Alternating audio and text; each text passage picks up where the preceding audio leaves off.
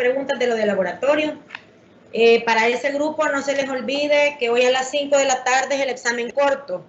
Ya les mandé el link, ¿verdad? Entonces espero que todos los hayan recibido. Son 6, 7 preguntas. Está fácil el examen, ¿verdad? Y ese es el 10% de la nota final de su laboratorio. Hasta mañana que estemos en el laboratorio, más o menos voy a saber cuánto voy a poder poner en cada mesa. El grupo de mañana son 26 nada más y somos 4 instructores. Entonces más o menos vamos a tener de 6 a 7 estudiantes por instructor, ¿verdad? No se les olvide llevar todo para evitar pues bajarle puntos y evitar, ¿cómo se llama? Que no hagan el laboratorio.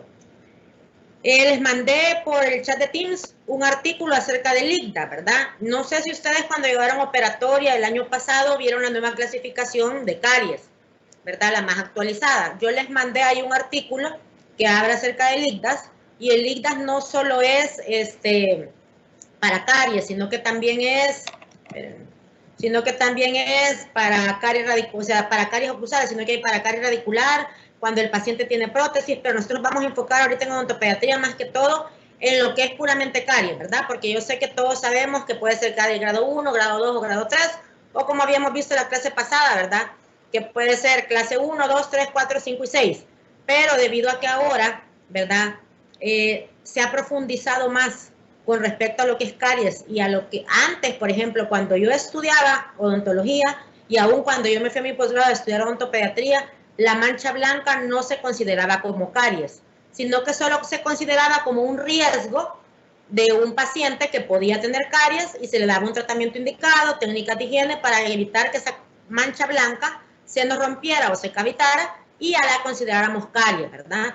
Pero en la clasificación de ICDAS, cuando ustedes lo lean y al final de la clase que hablemos un poquito de eso, ustedes van a ver ahora que ya desde que empieza la mancha blanca ya tiene una tipificación y ya se considera que es caries, ¿verdad? Entonces, más que todo por eso, hay gente, ¿verdad?, que va a recibir cursos, porque en Colombia, por ejemplo, en la Universidad del Bosque hay una doctora que da una capacitación de unificación de criterios, que es solo a base de la clasificación de ICDAS, ¿verdad? Aquí tenemos una odontopediatra, colega que se llama Carmen Elena Torres, el esposo de ella es el director de la especialidad de endodoncia allá en la universidad, el doctor Luis Regalado. Ella estudió en la Universidad del Bosque y a través de ella, cuando ella regresó de su posgrado, ella regresó como 2 o 3 años después que yo, fue que yo conocí esta clasificación de ICDAS. Pero como les digo, se puede estudiar más a profundidad, ¿verdad? Uno va a recibir como un diplomado para que lo calibren a uno en ese tipo de clasificación. ¿Qué es calibrar? Calibrar es cuando, por ejemplo, cómo poder unificar criterios, porque posiblemente para Mario una mancha blanca puede ser caries grado 1 y posiblemente a mi ojo puede ser nada más una mancha exógena. Entonces, una calibración es para unificar criterios, para que todos los que estemos viendo esa misma pieza dental veamos que es una clase 1 o que sepamos nada más si es una mancha exógena. Hay calibraciones de un montón de cosas. Por ejemplo, cuando yo hice mi tesis, que me gradué de la Universidad de Costa Rica, era de fluorosis. Entonces, de la Universidad de Puerto Rico vino un equipo especializado, nos calibró en fluorosis para que las 4 estudiantes del posgrado pudiéramos reportar lo mismo de los pacientes que estábamos viendo, ¿verdad? Entonces, sí es importante muchas veces ese tipo de calibraciones. El problema es que no en todos los países lo hacen y no en todos los países hay gente que pueda calibrar para que podamos unificar criterios, ¿verdad? Pero como les digo yo, a medida de lo posible, conforme vayamos avanzando en la clínica, vamos a tratar nosotros de ir diferenciando qué es, ¿verdad?, una mancha exógena, cuándo considerar que es una caries, cuándo saber si coloco solo sellante, cuándo muchas veces no hay necesidad de colocar sellante, sino que solo mantener en observación la pieza, cuándo sí va a haber necesidad de hacer una resina preventiva, ¿verdad? Y cuándo va a haber necesidad de hacer tal vez una restauración más franca, como que fuera para una amalgama, por así decirlo, o ya cuando va a haber necesidad de hacer un tratamiento pulpar. Entonces, por eso es importante que sepamos este tipo de clasificación. Como les digo, no sé si cuando ustedes llevaron operatoria ya están utilizando esta clasificación, ¿verdad? Si no es así, pues hoy la van a conocer y por eso mismo les estoy mandando ese artículo para que respalden un poquitito más, porque, por ejemplo, en los libros de odontopediatría, ahorita en los más actualizados todavía no aparece el ICDAS como clasificación de caries. Creo que sí hay unos manuales de odontopediatría donde aparece, pero libro de texto como tal, por ejemplo, los más conocidos que son el de Finn, el de McDonald y el de, ay, se me olvidó este otro nombre, que son, digamos, como los libros de apoyo que siempre hemos tenido en ortopediatría. Son libros que ya, el de McDonald's, son libros que ya están un poco desactualizados, por así decirlo, pero que siempre los tomamos de referencia porque son como parte de la historia de la ortopediatría. Por ejemplo, el libro de McDonald's, este doctor, él falleció hace como unos 8 o 10 años, y hay un odontopediatra que él es colombiano, que trabaja en la misma universidad de donde es este doctor, allá en Estados Unidos, que ellos ahorita en el departamento de odontopediatría van a sacar la nueva edición del libro de McDonald's, ¿verdad? Pero todavía no está. Ahorita en las referencias que yo les mandé de la bibliografía, más que todo yo les mandé manuales de odontopediatría, donde está el paso a paso de los procedimientos, porque a veces es más fácil y más sencillo para ustedes aprenderse el paso a paso que estar leyendo, por ejemplo, un capítulo de 40 páginas solo acerca de pulpotomía. O sea, yo sé que es importante, ¿verdad?, que sepamos la reacción de la pulpa, las células, cómo es que reacciona la inflamación, si puede ser reversible, irreversible, pero a veces, muchas veces nos enfocamos en lo que realmente es como más importante para los pasos clínicos, ¿verdad? Entonces, en algunos de esos libros, sí, tal vez van a ver, ¿verdad? Por ejemplo, igual lo de las coronas de celuloide, que es lo que vamos a hacer mañana en el laboratorio. Hay en ciertos manuales, en ciertos libros que aparecen, en otros no, porque realmente la rehabilitación con coronas de celuloide quizás tendrá aproximadamente como unos 15, 20 años. No es tan antiguo como la corona de acero cromado, ¿verdad? Entonces, posiblemente en algunos libros, ¿verdad?, ustedes no van a encontrar toda la información. Muchas veces en algunas clases tal vez yo les voy a mandar algún artículo científico para que ustedes lean más y para que tengamos evidencia científica de lo que vamos a estar haciendo en clase. ¿Por qué les digo esto? Porque el año pasado, a raíz de la pandemia, surgieron muchas técnicas, ¿verdad?, de mínima invasión, que tal vez en los libros no están, pero que ahí sí hay muchos artículos científicos que nos da la potestad para poder realizarlos, ¿verdad? A mí me tocó cambiar varios procedimientos clínicos para hacerlos de más complicados a más sencillos, ¿verdad? Porque acordémonos que, aparte que la pieza de mano muchas veces le da miedo al niño, todavía estamos tratando de evitar, ¿verdad?, el uso de los fluidos, ¿verdad?, de los aerosoles de las piezas de mano. Entonces, si hay en alguna cavidad donde yo puedo utilizar solo cucharilla para remover caries, voy a utilizar solo cucharilla, ¿verdad? Entonces, hemos pasado de procedimientos no nuevos, porque cuando los veamos más adelante, ustedes van a ver, son procedimientos de hace 20, 30 años, pero que no se ponían en boga, por así decirlo, porque tendíamos, ¿verdad?, a utilizar siempre la pieza de mano. Entonces, van a ver que en muchos de los procedimientos que yo les voy a enseñar, vamos a tratar, en la medida de lo posible, de no utilizar una pieza de mano si no es necesario, ¿verdad? ¿Por qué? Porque en algunos casos, ¿verdad?, va la remoción completa, si no ha habido sintomatología en el paciente, me va a hacer realizar un tratamiento más invasivo donde realmente no ameritaba a necesidad al paciente colocar un aislamiento y hacer un tratamiento tan invasivo y muchas veces, ¿verdad?, frustrante para el paciente. Entonces vamos a empezar hablando un poquito de aislamiento y después vamos a entrar un poco a lo que es la materia de caries. Yo sé que el aislamiento, ustedes lo vieron en operatoria, creo que no han podido llevar la práctica porque todo el ciclo pasado estuvimos virtual todavía, ¿verdad? Pero acordémonos que igual que en operatoria en adulto, el aislamiento puede ser absoluto o puede ser relativo, ¿verdad? Entonces, por definición, ¿qué es un aislamiento relativo? Es la colocación de elementos absorbentes dentro de la boca, junto con el eyector para eliminar el exceso de saliva y otros líquidos. ¿Qué van a hacer esos elementos absorbentes? Usualmente lo que vamos a utilizar son rodetes de algodón. Muchas veces, en algunos casos, como cuando vamos a colocar una corona de acero cromado o vamos a hacer una extracción, nuestro aislamiento relativo lo vamos a hacer con una gasa como protección para el paciente y como protección para nosotros cuando estamos ocupando el elevador, ¿verdad? Entonces, hay diferentes aditamentos con los cuales yo puedo colocar los rodetes, ¿verdad?, como el que estamos viendo en esta foto. A veces el problema no es que no se puedan utilizar en el niño. Muchas veces el problema es que la boca del niño es tan chiquita que él se incomoda mucho, ¿verdad? Y es muy complicado estar utilizando ese tipo de aditamentos. Posiblemente un niño entre 10 a 12 años con una dentición mixta, ya posiblemente, como es más grande su arcada, va a ser mucho más fácil colocarlo. Es más, a veces hay pacientes que la boca es tan chiquita que el rodete nos toca partirlo a la mitad, ¿verdad?, para poder hacer un aislamiento relativo adecuado. Acordémonos que el aislamiento relativo, si nosotros podemos, es mucho más fácil hacerlo en superior, ¿verdad?, porque no tenemos lengua y es más fácil controlar la salivación que si fuera en una arcada inferior. Importante, como yo les digo, en algunos casos, ¿verdad? No vamos a necesitar al paciente solo para colocar un sellante de fosas y fisuras y para colocar un aislamiento absoluto para hacer un tratamiento que no es invasivo, ¿verdad? Entonces, posiblemente, si yo veo que el estudiante tiene un buen control de la humedad, que maneja bien el aislamiento, que maneja bien el eyector, ¿verdad? Y que está haciendo bien el cambio de los rodetes para hacer una resina preventiva o para hacer un sellante de fosas y fisuras, no lo voy a mandar a necesidad al paciente solo para colocar la grapa, a menos que la grapa que estemos utilizando sea una grapa atraumática que va agarrada en el esmalte de la molar y que no me va a lastimar lo que es la encía del paciente, ¿verdad? Entonces, como habíamos hablado, los materiales que vamos a utilizar es eyector de saliva, ¿verdad? Puede ser plástico, puede ser de metal, puede ser de baja velocidad, puede ser de alta velocidad. Los rodetes de algodón, como les decía yo, a veces, ¿verdad?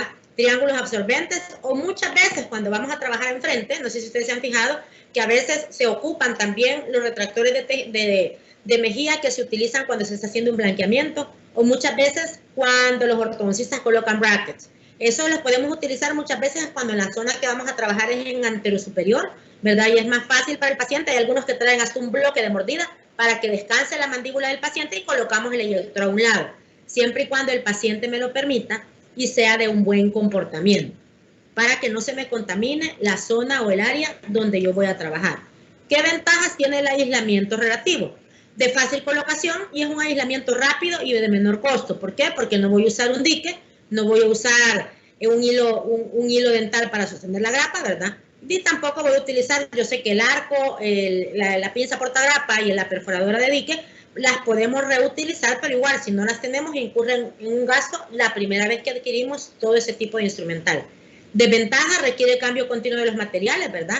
Y no permite un control absoluto de los factores. ¿Qué quiere decir eso? Desventaja, que si mi paciente llora, patalea, saliva mucho y yo como operador no tengo la destreza para estar cambiando los rodetes sin que se me contamine el área donde estoy trabajando, entonces esa va a ser una desventaja, porque lógicamente si coloqué un ácido y se me contaminó con saliva, se le va a caer el sellante o la resina que yo le voy a estar colocando a mi paciente.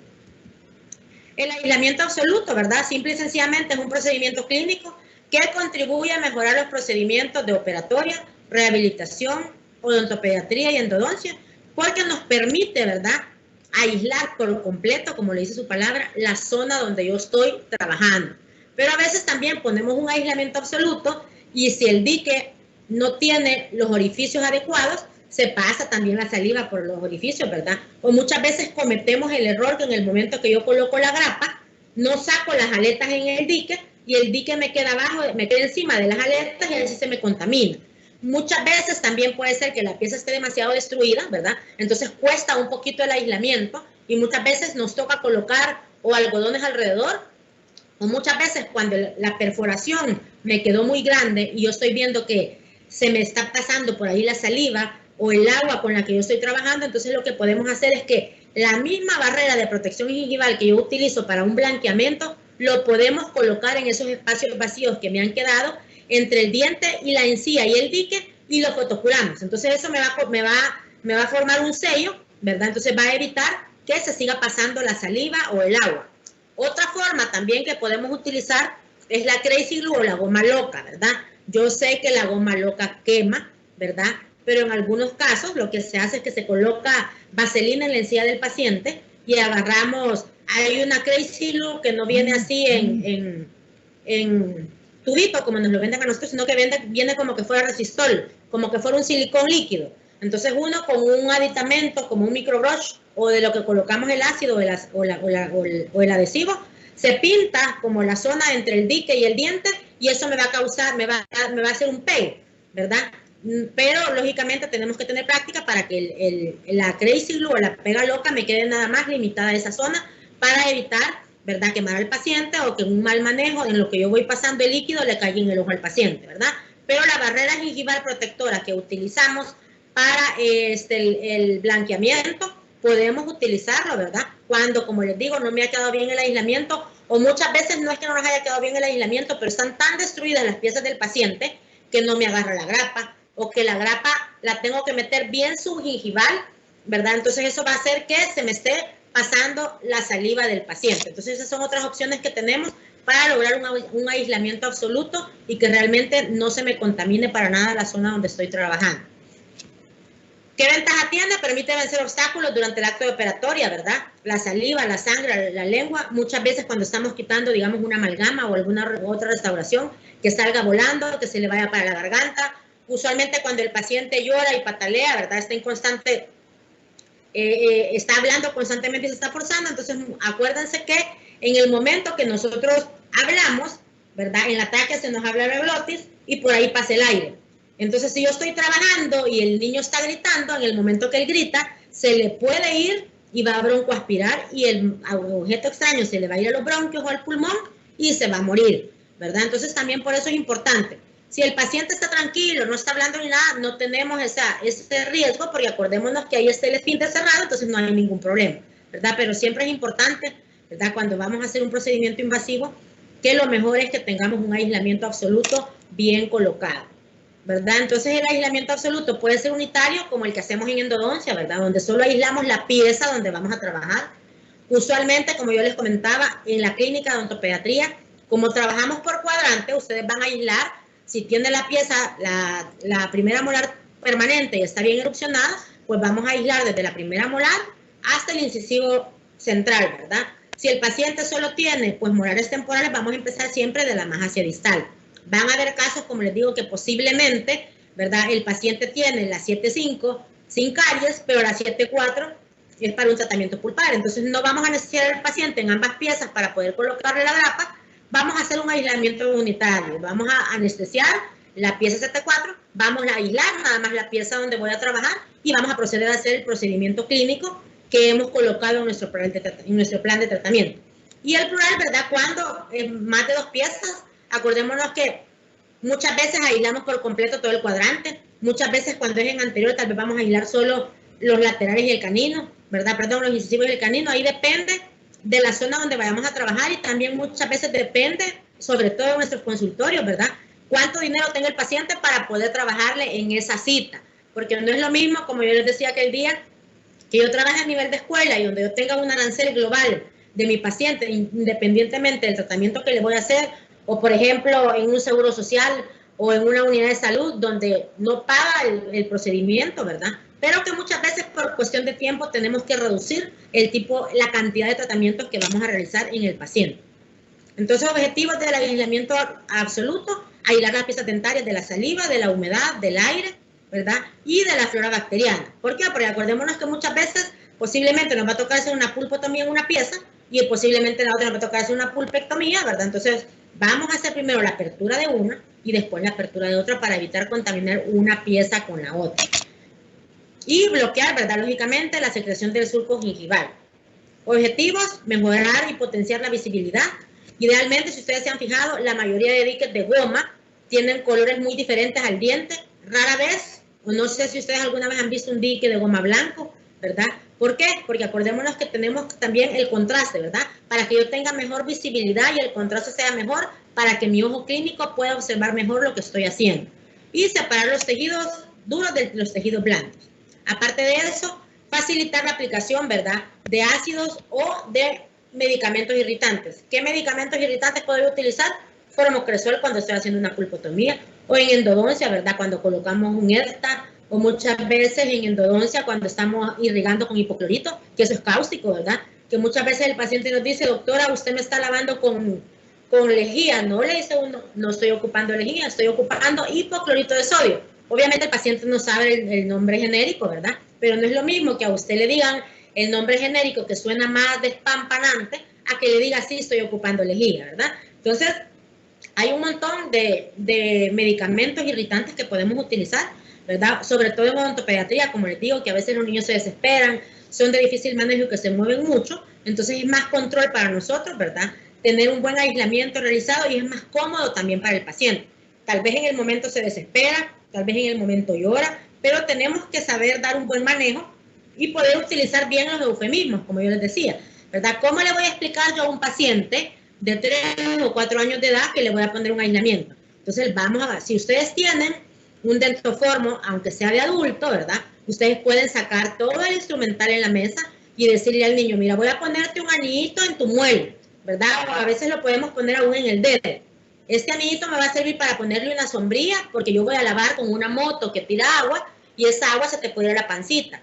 O otra cosa que podemos hacer es, yo te voy a quitar un gusanito, y ese gusanito se te puede ir a la panza. Entonces, para que ese gusano no se vaya a la panza, y se vaya en la pajilla que yo te voy a colocar, ¿verdad? Y la pajilla la podemos poner en el vaso donde tengo agua para que el niño vea que hace succión y que aspira, ¿verdad? Aquí sería el gusanito.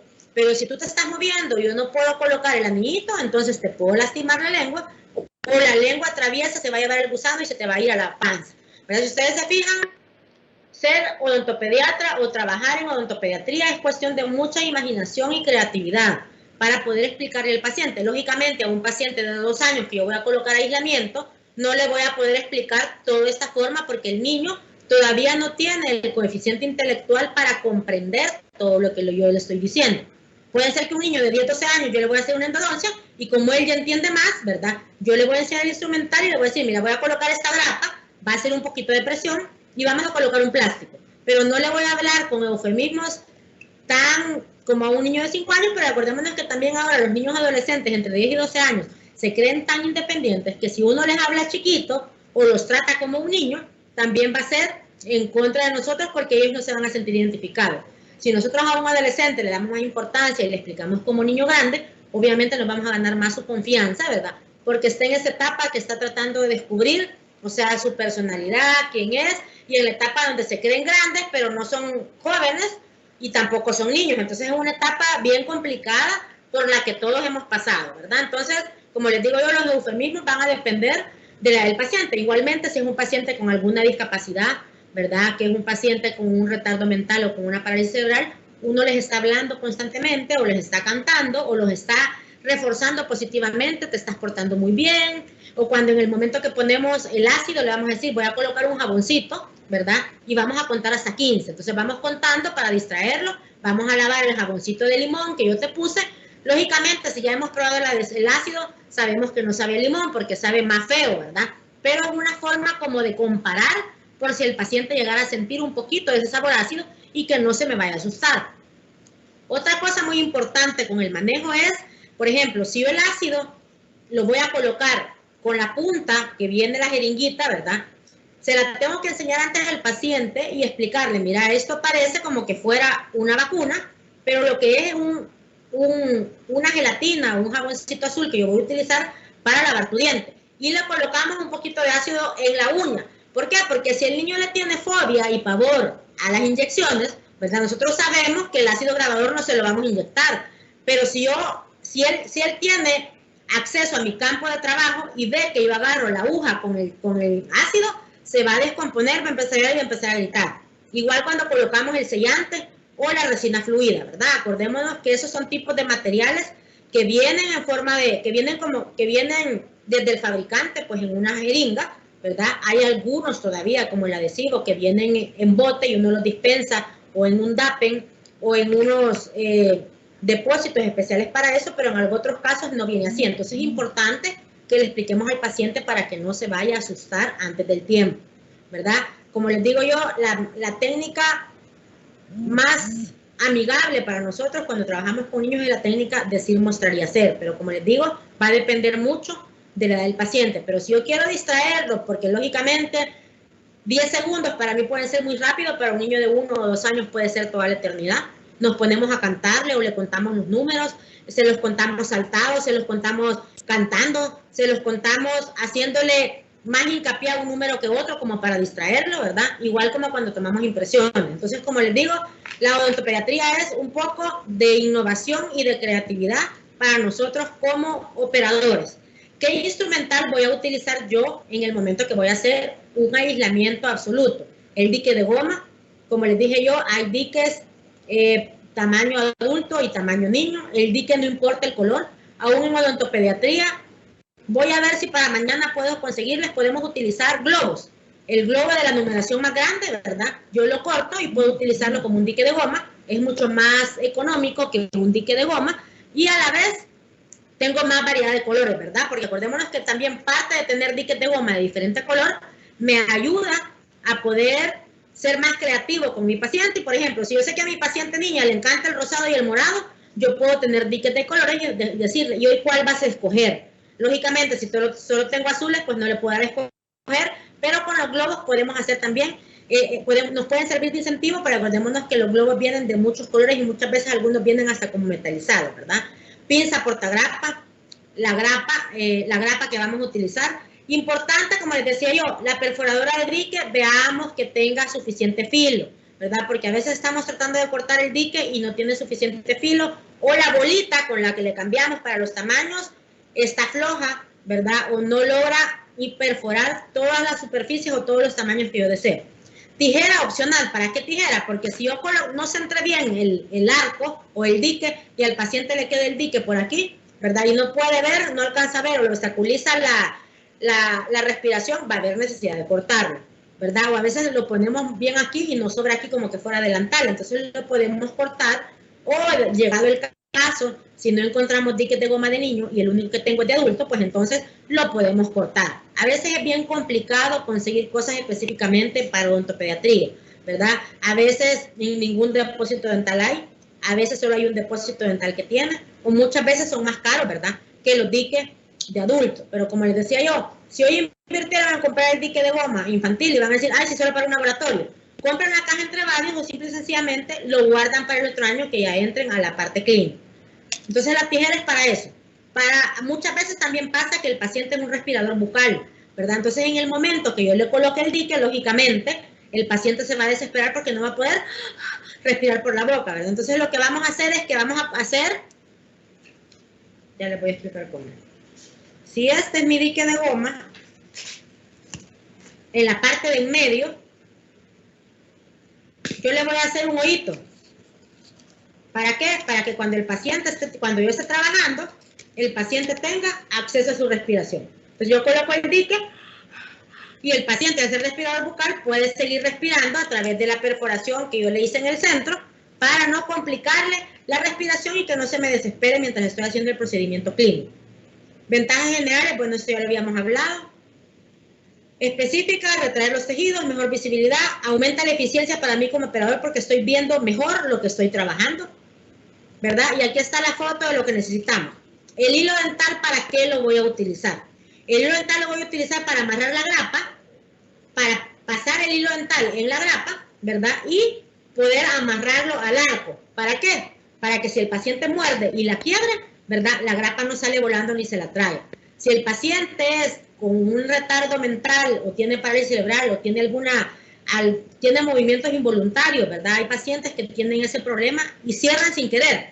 Entonces, si la quiebra, que no se la trague porque se la puede tragar. Y también para que en el momento, supongamos que yo coloqué mal la grapa y la grapa en el momento que la coloco en la boca y estoy jalando, me estoy volviendo a ver hacia el otro lado para sacar el arco, ¿verdad? Y la grapa sale volando, ¿verdad? Yo pueda saber a dónde está, o simple y sencillamente, muchas veces nos pasa que ya hemos colocado todo, estamos colocando el arco, ya amarramos la grapa y el paciente se mueve o se jala con la mano y sale volando la grapa. Pero como está amarrada el arco, ¿verdad?, es más fácil que yo sepa dónde está sin pensar que el paciente se la tragó. Entonces, por eso es importante la colocación del hilo dental.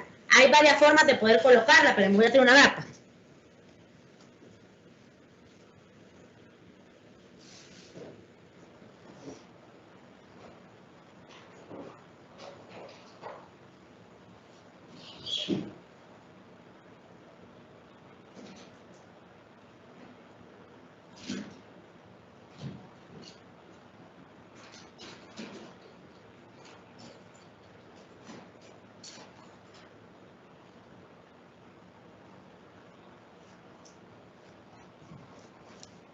Si ustedes se fijan, las grapas tienen un hoyito donde nosotros colocamos ahí, o que nos sirve para llevar la grapa a la boca, ¿verdad? Donde vamos a meter la pinza portagrapa, y ese mismo hoyito me puede servir a mí, miren, para colocar el hilo, ¿verdad? El hilo no es tan grueso como para decir que me va a obstaculizar después colocar ahí la pinza. Entonces le hacemos como un nudito, ¿verdad? Más o menos que me quede, espérenme que me quede muy cortito, que me quede más o menos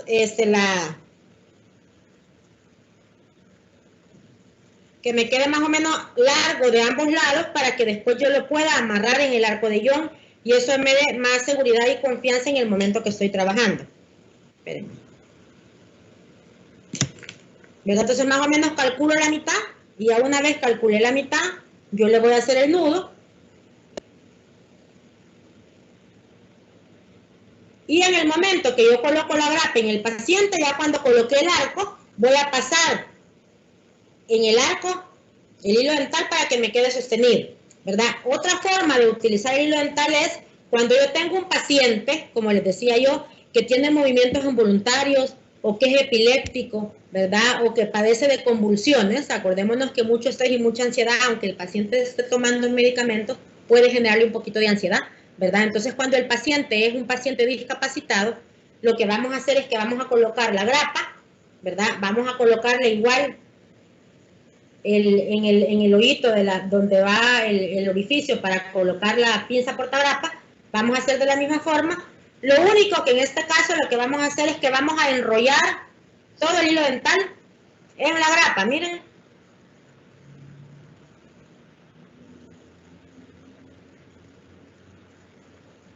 Y me va a quedar la grapa de esta forma, con el hilo en todo alrededor del puente de mi grapa. ¿Para qué? Porque si el paciente muerde, ¿verdad? Y se me parte, la grapa se me puede partir en dos, se me puede partir en tres, dependiendo de la fuerza con la que el paciente muerda o hice un movimiento involuntario. Entonces todos los pedacitos de la grapa me van a quedar amarrados en el hilo dental. Esta es otra forma de poder colocarlo. Como les digo, usualmente este tipo de colocación del hilo dental lo usamos más que todo en algún paciente discapacitado, ¿verdad? Que no podemos controlar. Lógicamente, si sabemos que es un paciente con movimientos involuntarios o que me va a estar cerrando automáticamente, también vamos a utilizar un abreboca. Yo sé que ustedes conocen los abrebocas, que son unos plásticos. Déjenme ver si tengo. Es que a veces casi no los uso porque no me uso.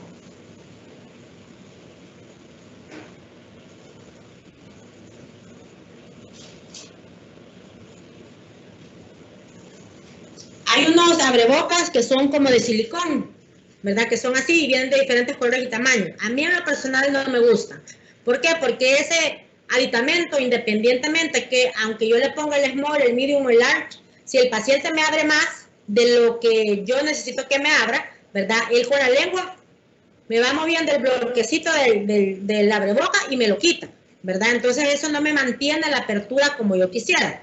Entonces, ¿qué otro aditamento yo puedo utilizar, ¿verdad? Si el paciente se está quedando dormido, si el paciente no me abre adecuadamente o es un paciente de un difícil manejo donde yo necesito que tenga la boca abierta, ¿verdad? Y no quiere abrirla, entonces vamos a utilizar esto que se llama abreboca de Molt o abreboca de tijera. ¿Cuál es la ventaja de este aditamento?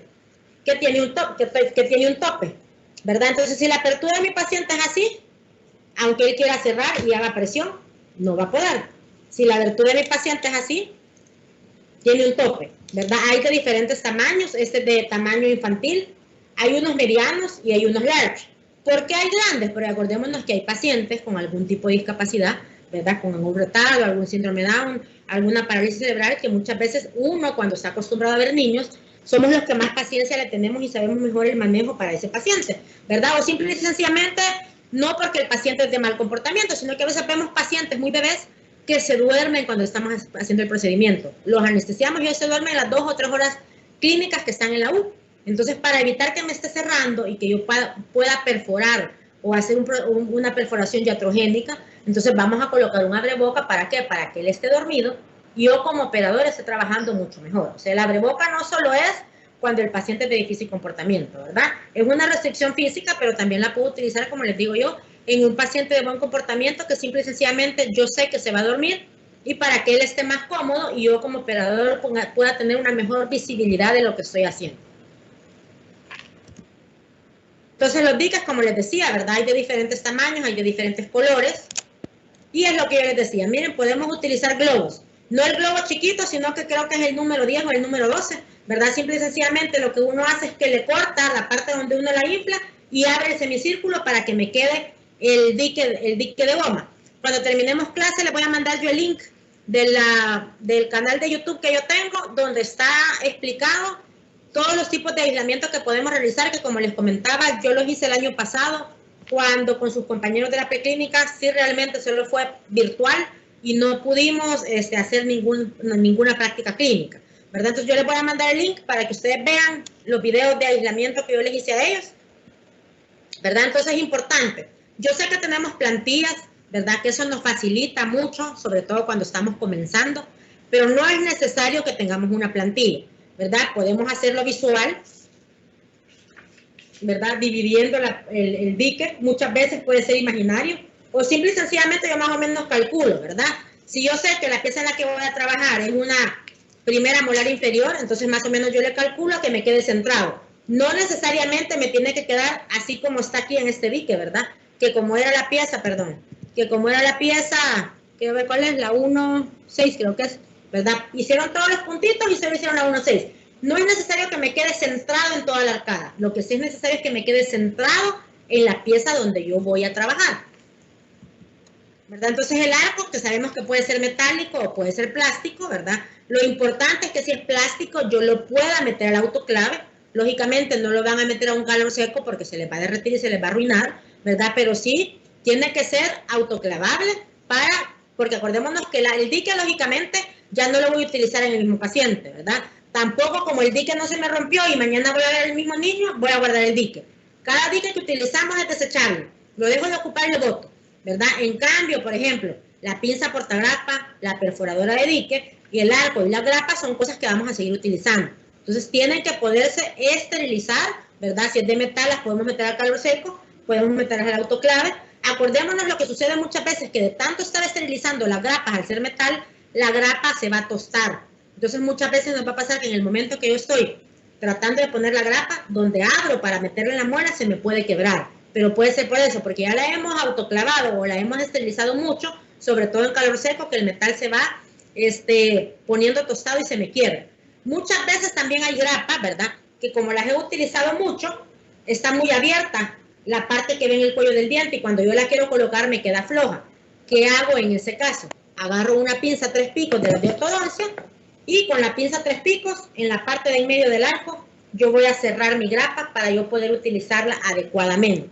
O sea, hay formas, ¿verdad? Lógicamente muchas veces son mañas o son cosas que uno aprende de colegas o en otras escuelas, ¿verdad? Para facilitarnos la vida en el momento que vamos a hacer un aislamiento. Entonces aquí les hablaba yo, miren, realmente hay una gran diferencia entre un arco infantil y un arco de adulto. Importante también que todos los arcos tengan esas patitas. ¿Por qué? Porque en esa patita voy a sostener yo el dique, ¿verdad? Para que me quede tenso y yo pueda tener una mejor visibilidad. Entonces a veces no tienen todas las patitas y en el momento que queremos arreglar el dique, no puede. Muchas veces también pasa que si el dique me queda muy grande, y si este es mi arco, por ejemplo, y me sobra mucho aquí, yo les voy a hacer que hagan como un sobre. Van a doblar esta parte de aquí, van a doblar esta parte de aquí, y esta puntita me la van a hacer para arriba. ¿Para qué? Para que en este triangulito, perdón, pensé que me estaban viendo, ¿verdad? Van a doblar estas dos partes de aquí, y esto me lo van a jalar para en medio para que me quede como un sobre, y aquí lo voy a colocar yo, mi eyector. Sobre todo en la universidad que no tenemos asistente, ¿verdad? Pero lógicamente si en nuestra clínica yo tengo asistente, pues el asistente está colocando el eyector. Y también nos sirve que si el paciente, donde yo estoy trabajando y hay mucha agua, ¿verdad? Evitar que el paciente se moje, porque a veces también nos pasa que la succión que tenemos no es la adecuada, ¿verdad? O la pieza de mano tira demasiada agua y dejamos al paciente todo bañado por completo. Entonces el portagrapa, ¿verdad? Simple y sencillamente nos sirve para llevar y retirar la grapa de la cavidad bucal. Hay igual de diferentes tamaños. Importante con el que ustedes se sientan más cómodos. ¿Por qué? Porque hay algunos y que en el momento que lo estén utilizando, vean que esta parte de aquí, espérenme, la parte como de la bisagra funcione bien y que este aditamento que está atravesado baje y suba bien, porque a veces también pasa que les prestaron el portagrapa del amigo, ¿verdad? Y a ese resorte no funciona bien y en el momento que yo llevo la grapa a la boca y quiero remover o quitar el portagrapa, no puedo porque se queda trabado. Entonces tratemos, ¿verdad? De ver si abre y cierra bien sin dificultad y no se queda trabado. Porque también pasa eso, que el paciente es de difícil manejo, logramos colocar el aislamiento y en el momento que yo quiero quitar el portagrapa para dejar la grapa en boca, se queda trabado, ¿verdad? Entonces, muchas veces yo sé que cuando uno es estudiante trata de comprar lo más económico, ¿verdad? Pero como les digo, hay instrumental que si nosotros lo cuidamos, aunque sea de gran inversión, nos puede servir cuando ya somos profesionales. Yo tengo instrumental de cuando yo era estudiante de odontología, y yo estudié odontología. Yo me gradué del colegio en el 94, imagínense. Y yo tengo todavía algunos, por ejemplo, las curetas de perio, que obviamente yo casi no las utilizo porque en los niños es bien complicado hacer curetaje, o casi no hay una periodontitis, entonces no se utiliza, ¿verdad? Pero yo los tengo. Son de los cuando yo estaba estudiando odontología igual que ustedes, ¿verdad? Igual tengo ciertas cosas de odontopediatría que como yo sabía desde que estaba estudiando odontología que quería ser odontopediatra, entonces yo le pedí a mi mami que me comprara cosas específicas de odontopediatría porque yo sabía que a la larga yo las iba a seguir utilizando, ¿verdad? Entonces son cosas que no se arruinan si les damos buen uso, las lavamos bien, no las dejamos enmohecer y las esterilizamos, pero tampoco quiere decir que nos van a durar de por vida, ¿verdad? Pero hay ciertas cosas que si les damos buen uso y son de acero inoxidable, pues nos sirven para cuando por lo menos empecemos, para no hacer una gran inversión en el momento que estamos buscando o queriendo colocar nuestra clínica. La perforadora de dique, como les decía, también hay de diferentes. Lo importante es que veamos, ¿verdad? Que el circulito se mueva bien, ¿verdad? Y que en el momento que yo perfore tenga suficiente filo, porque también la perforadora de dique puede ser que la vea bien, pero por el uso, la cuchillita o el filo que van teniendo los circulitos se va perdiendo, ¿verdad? Entonces a veces necesitamos ocupar cierto hito y resulta que no tiene suficiente filo y no me corta como debe de ser. Igual, ¿verdad? La perforadora de dique tiene diferentes tamaños, según la pieza donde voy a trabajar, el tamaño que yo voy a utilizar. Algo bien importante que yo siempre les digo, en la parte donde yo voy a colocar la grapa, ¿verdad? Vamos a tratar de hacer, usualmente cuando ustedes colocan dique, ustedes lo que hacen es que hacen la forma de la arcada. Espérense, la voy a hacer más grande para que vean. Y hacemos un hoyito por pieza, ¿verdad? Más o menos así. Pero yo siempre les enseño que a donde va a ir la grapa, vamos a hacer doble perforación. ¿Qué quiere decir eso? Voy a hacer como que fuera un número 8. O sea, voy a perforar y a la par de esa perforación voy a hacer otra. ¿Para qué? Para que en el momento que yo coloque la grapa, tenga suficiente espacio para estirar y que no se me rompa. Porque si no, no voy a poder colocar la grapa en el orificio que estoy haciendo porque va a ser muy limitado. Entonces, en la pieza donde yo voy a colocar la grapa, vamos a hacer doble perforación, uno a la par del otro, como simulando dos pancitas o como simulando un número 8.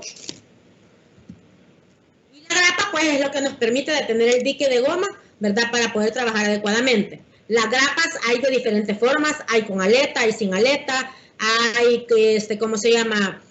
Hay atraumáticas, hay algunas que traen indentaciones, ¿verdad? Hay otras que no lo traen, pero eso va a depender de mi habilidad como operador. Hay grapas como esta que tengo yo aquí. Esta grapa es una grapa traumática, ¿verdad? No es de metal, sino que es como de un material como plástico que me permite meter el autoclave. La ventaja de esta grapa es que yo no necesito anestesiar a mi paciente para colocarla. Esta grapa yo las compré hace poco que fui a México porque aquí creo que no hay. No son tan baratas, pero realmente les digo, le facilitan a uno la vida increíblemente. No está luchando uno con la grapa. Y como les digo, usualmente en odontopediatría vamos a tratar de aislar siempre la segunda molar temporal, perdón. Entonces esta es como una grapa universal, ¿verdad? El kit trae como 5 o 6, pero esa es la ventaja, que es una grapa traumática. Muchas veces en la grapa traumática, tal vez estos piquitos, ¿verdad? Que tiene aquí que ustedes ven, pueden lastimar un poquito lo que es la papila incisal. Entonces podemos colocar un poquito de anestésico tópico para evitar que moleste mucho. Pero si la colocamos bien sobre la corona del diente, no hay necesidad de colocar anestesia. Obviamente no va a haber necesidad de colocar anestesia si posiblemente en la pieza donde yo estoy trabajando está necrótica, o lo que voy a hacer es una resina preventiva o un sellante de fosas y fisuras, pero el niño es muy terrible, muy travieso y no se va a dejar hacer un procedimiento tan sencillo porque me va a contaminar la zona donde yo voy a trabajar, ¿verdad? Entonces es importante, como les decía yo, no todas traen aletas, ¿verdad? Para mí es mucho más práctico trabajar con una grapa que tenga aletas que con la que no tiene. ¿Por qué? Porque si una grapa no tiene aletas, tengo que colocar primero la grapa y después el dique, o colocar el dique y que alguien me lo sostenga para poder colocar la grapa. En cambio, si la grapa tiene aletas, es más fácil llevar el dique conjunto la grapa de boca y después colocamos el arco. O muchas veces llevar todo junto y colocarlo de una sola vez. Como les digo, la técnica de colocación del dique Y de la grapa va a depender de ustedes de la habilidad como operador. Hay varias técnicas que ya las vamos a ver más adelante, ¿verdad? Pero eso va a depender de cada uno de ustedes. Puede ser que para mí sea más fácil llevar la grapa con el dique de una sola vez, pero posiblemente para Nancy va a ser más fácil colocar el dique y después colocar la grapa. O muchas veces en algunos pacientes, perdón, es más fácil colocar la grapa y posteriormente colocar el dique. Ahí va a depender, como les digo, de nosotros, de nuestra habilidad como operadores y muchas veces del paciente con el que estamos trabajando, ¿verdad? Las grapas también, como les decía yo, pueden ser con retracción gingival. Usualmente las de retracción gingival son para las piezas parcialmente erupcionadas, que normalmente van a tener una A al final del número. Pero ustedes me van a decir, pero doctora, la 12A y la 13A que usted nos ha pedido no son para piezas parcialmente erupcionadas y llevan la A. Sí llevan la A porque esas grapas, si ustedes ya se fijaron, en la parte del medio tienen como unos dientitos. Aquí están las partes de la grapa, miren lo que les estaba diciendo, ¿ves? Estas grapas tienen retracción gingival, las patitas están hacia abajo para que yo logre enterrarlas, por así decirlo, aunque suene feo, ¿verdad? En el diente, sobre todo si la cantidad de dientes que yo tengo es muy poca, pero necesito salvar la pieza. Y algo otras tienen estas indentaciones que están viendo ustedes ahí en la grapa que dice 13A, que eso lo que me permite es colocar la grapa en una pieza sin necesidad de anestesiar. ¿Por qué? Porque esas indentaciones van a ser como retención mecánica en la corona del diente para sostenerme el dique dentro del diente sin necesidad de que yo lo meta en la encía. Por eso tiene 12A y 13A, ¿verdad? No como la 14A, que la 14A sí es para piezas parcialmente erupcionadas, que usualmente lo utilizamos en una primera molar permanente que está parcialmente erupcionada y que posiblemente yo voy a hacer un tratamiento pulpar en la pieza 7.5, está muy destruida, yo no logro colocar la grapa en esa pieza, entonces voy a colocarla en la pieza que está parcialmente erupcionada. Lógicamente siempre es bien complicado poder aislar en una pieza parcialmente erupcionada, pero en algunos casos se puede y si es necesario lo vamos a utilizar, ¿verdad? Las grapas, como les decía yo, pueden ser con alas y sin alas. La desventaja de las sin alas es que, como les digo, no voy a poder llevar las dos cosas al mismo tiempo, el dique y la grapa, sino que tengo que llevar primero una cosa y después la otra. En cambio, el tener grapas me permite llevar los dos instrumentos al mismo tiempo, ¿verdad? Hay diferentes tipos de grapas, ¿verdad? Como les digo, a mí las que me interesan que conozcan son la 00, la 12A y la 13A porque son las de combate, ¿verdad? Usualmente cuando vamos a aislar en anterior en los niños, yo trato de enseñarles que aislemos de canino a canino. ¿Por qué? Porque, por ejemplo, hay una grapa que parece mariposa, que ahorita no me acuerdo qué número es, que a mí no me gusta, que usualmente la utilizamos para anterior, pero acordémonos que esa grapa tiene unas aletas por aquí y tiene unas aletas aquí atrás. Entonces, en el momento que yo quiero trabajar, muchas veces me interrumpe o me sirve de obstáculo para colocar la pieza de mano, ¿verdad? Entonces, yo prefiero que me aíslen de canino a canino, aunque tengamos que anestesiar los caninos si yo no voy a trabajar en ellos, pero van a tener una mejor visibilidad y van a tener ustedes mayor comodidad de trabajo de campo, ¿verdad? Entonces, anestesiamos los dos caninos, colocamos las grapas en los dos caninos y ahí hago yo mi aislamiento absoluto. Para uso ortopédico, como les decía, ¿verdad? La 00, la 2A y la 2 son para premolares o para dientes anteriores. Esas son básicamente las que vamos a utilizar. Entonces, ¿para qué pieza voy a utilizar la 13A? La 13A y la 12A se ocupan cruzadas. ¿Qué quiere decir? Que si la 13A me sirve para la molar inferior izquierda, me va a servir para la molar superior derecha.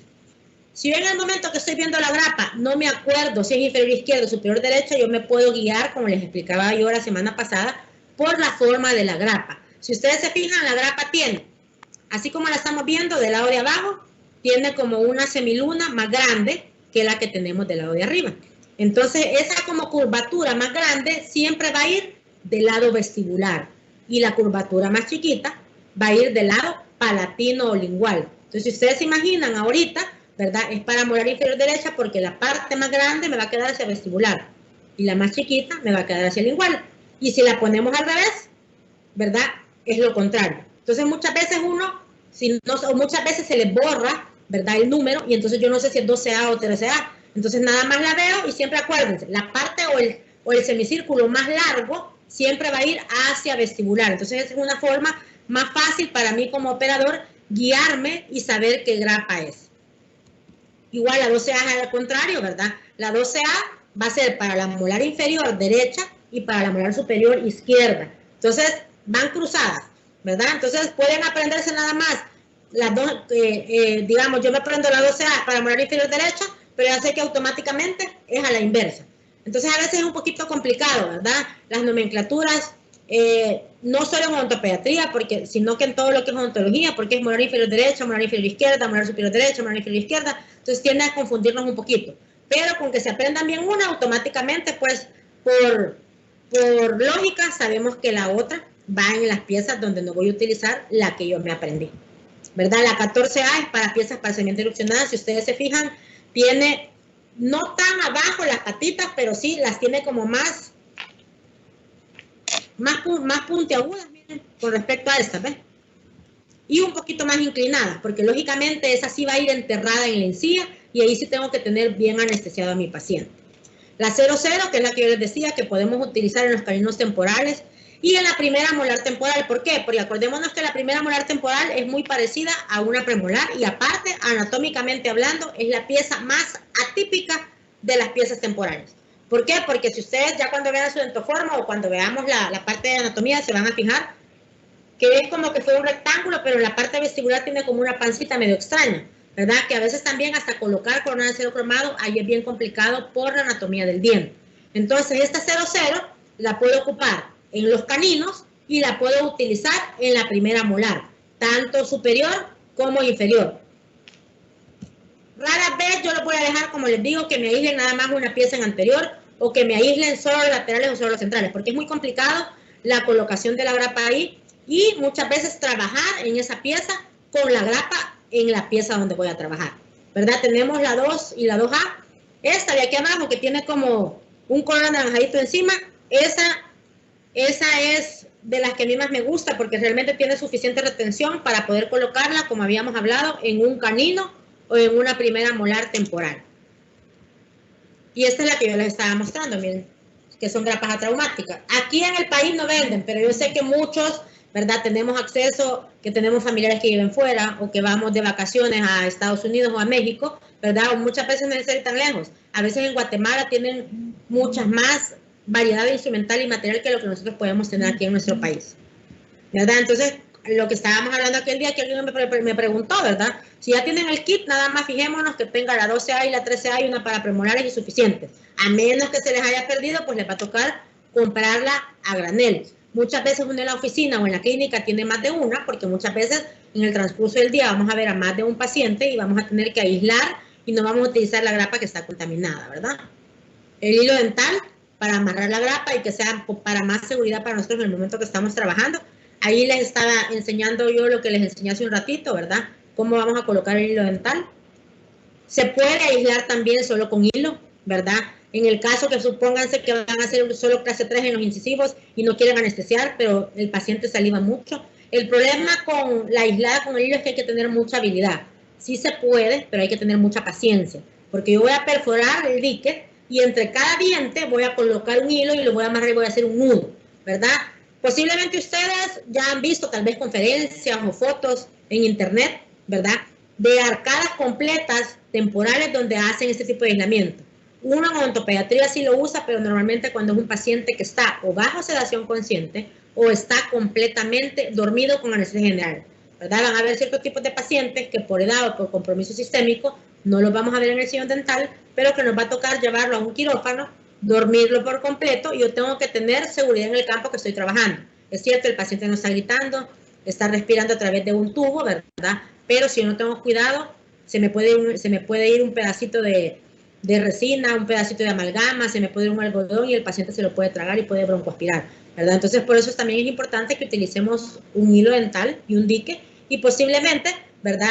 Como el paciente está dormido y yo tengo más tiempo para colocar el dique, hay muchos casos donde aíslan desde la última, desde la 6.5 hasta la 5.5, por así decirlo. O lógicamente en un paciente consciente no lo voy a poder hacer porque primero el paciente se va a mover mucho y va a ser muy incómodo estar esperando colocar en cada diente hilo por hilo. Si ustedes se fijan, aquí arriba, ahí han amarrado el hilo dental, para eso es que ocupamos el hilo cuando lo colocamos en la grapa, y en la arcada, en la foto de abajo, se observa donde han amarrado el hilo a ambos lados, ¿verdad?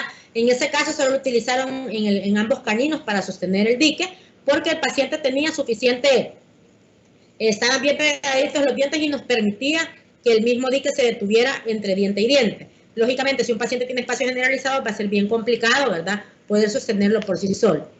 También existen estos aditamentos, yo los he visto en Kadmeyer, se llaman wedgets. Es como que fuera un material como foamy, pero que viene en forma cilíndrica. Entonces, acordémonos que muchas veces cuando el espacio que tengo es demasiado ancho, tengo un espacio generalizado, muchas veces el hilo dental es muy delgadito para que el dique pueda mantenerlo en su lugar. Entonces, para eso voy a ocupar yo un wedget. Voy a cortar un pedacito y lo voy a colocar en lugar de colocar el dique o en lugar de colocar una grapa, porque como si ustedes están fijando aquí, están haciendo una resina.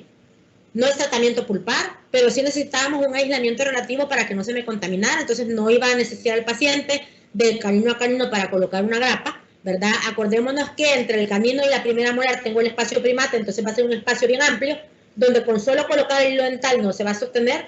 Muchas veces podemos colocar un pedacito del mismo dique o un pedacito de guante, ¿verdad? Pero este material está diseñado para eso, se llaman wedgets y hay de diferentes colores. Como les digo, yo aquí los he visto nada más en Kadmeyer. No sé si ahora algún otro depósito dental tendrá. Entonces, ¿qué técnicas de aislamiento tengo?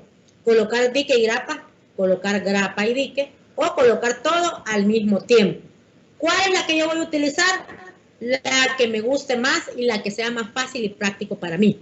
Por ejemplo, si yo voy a utilizar una grapa que no tiene aletas, tengo que colocar primero el dique y después voy a colocar la grapa, ¿verdad?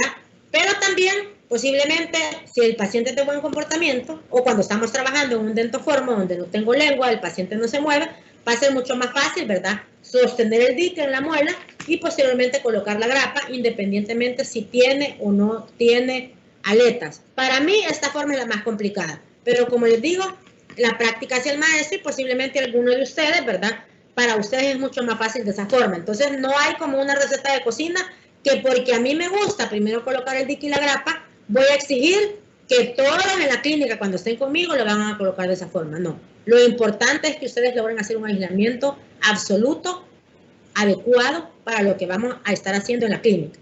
La grapa y después el dique, ¿verdad?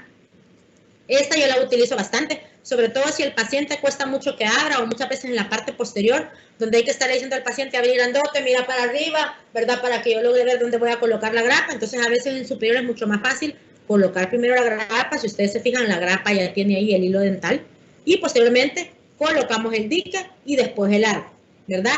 Y la técnica a 2 tiempos es llevar todo de una sola vez, ¿verdad? Yo coloco en la grapa el dique y lo llevo a boca y muchas veces lo puedo llevar ya con todo y el arco, ¿verdad? Pero como les digo, ahí va a depender de la habilidad y del gusto de cada uno de ustedes.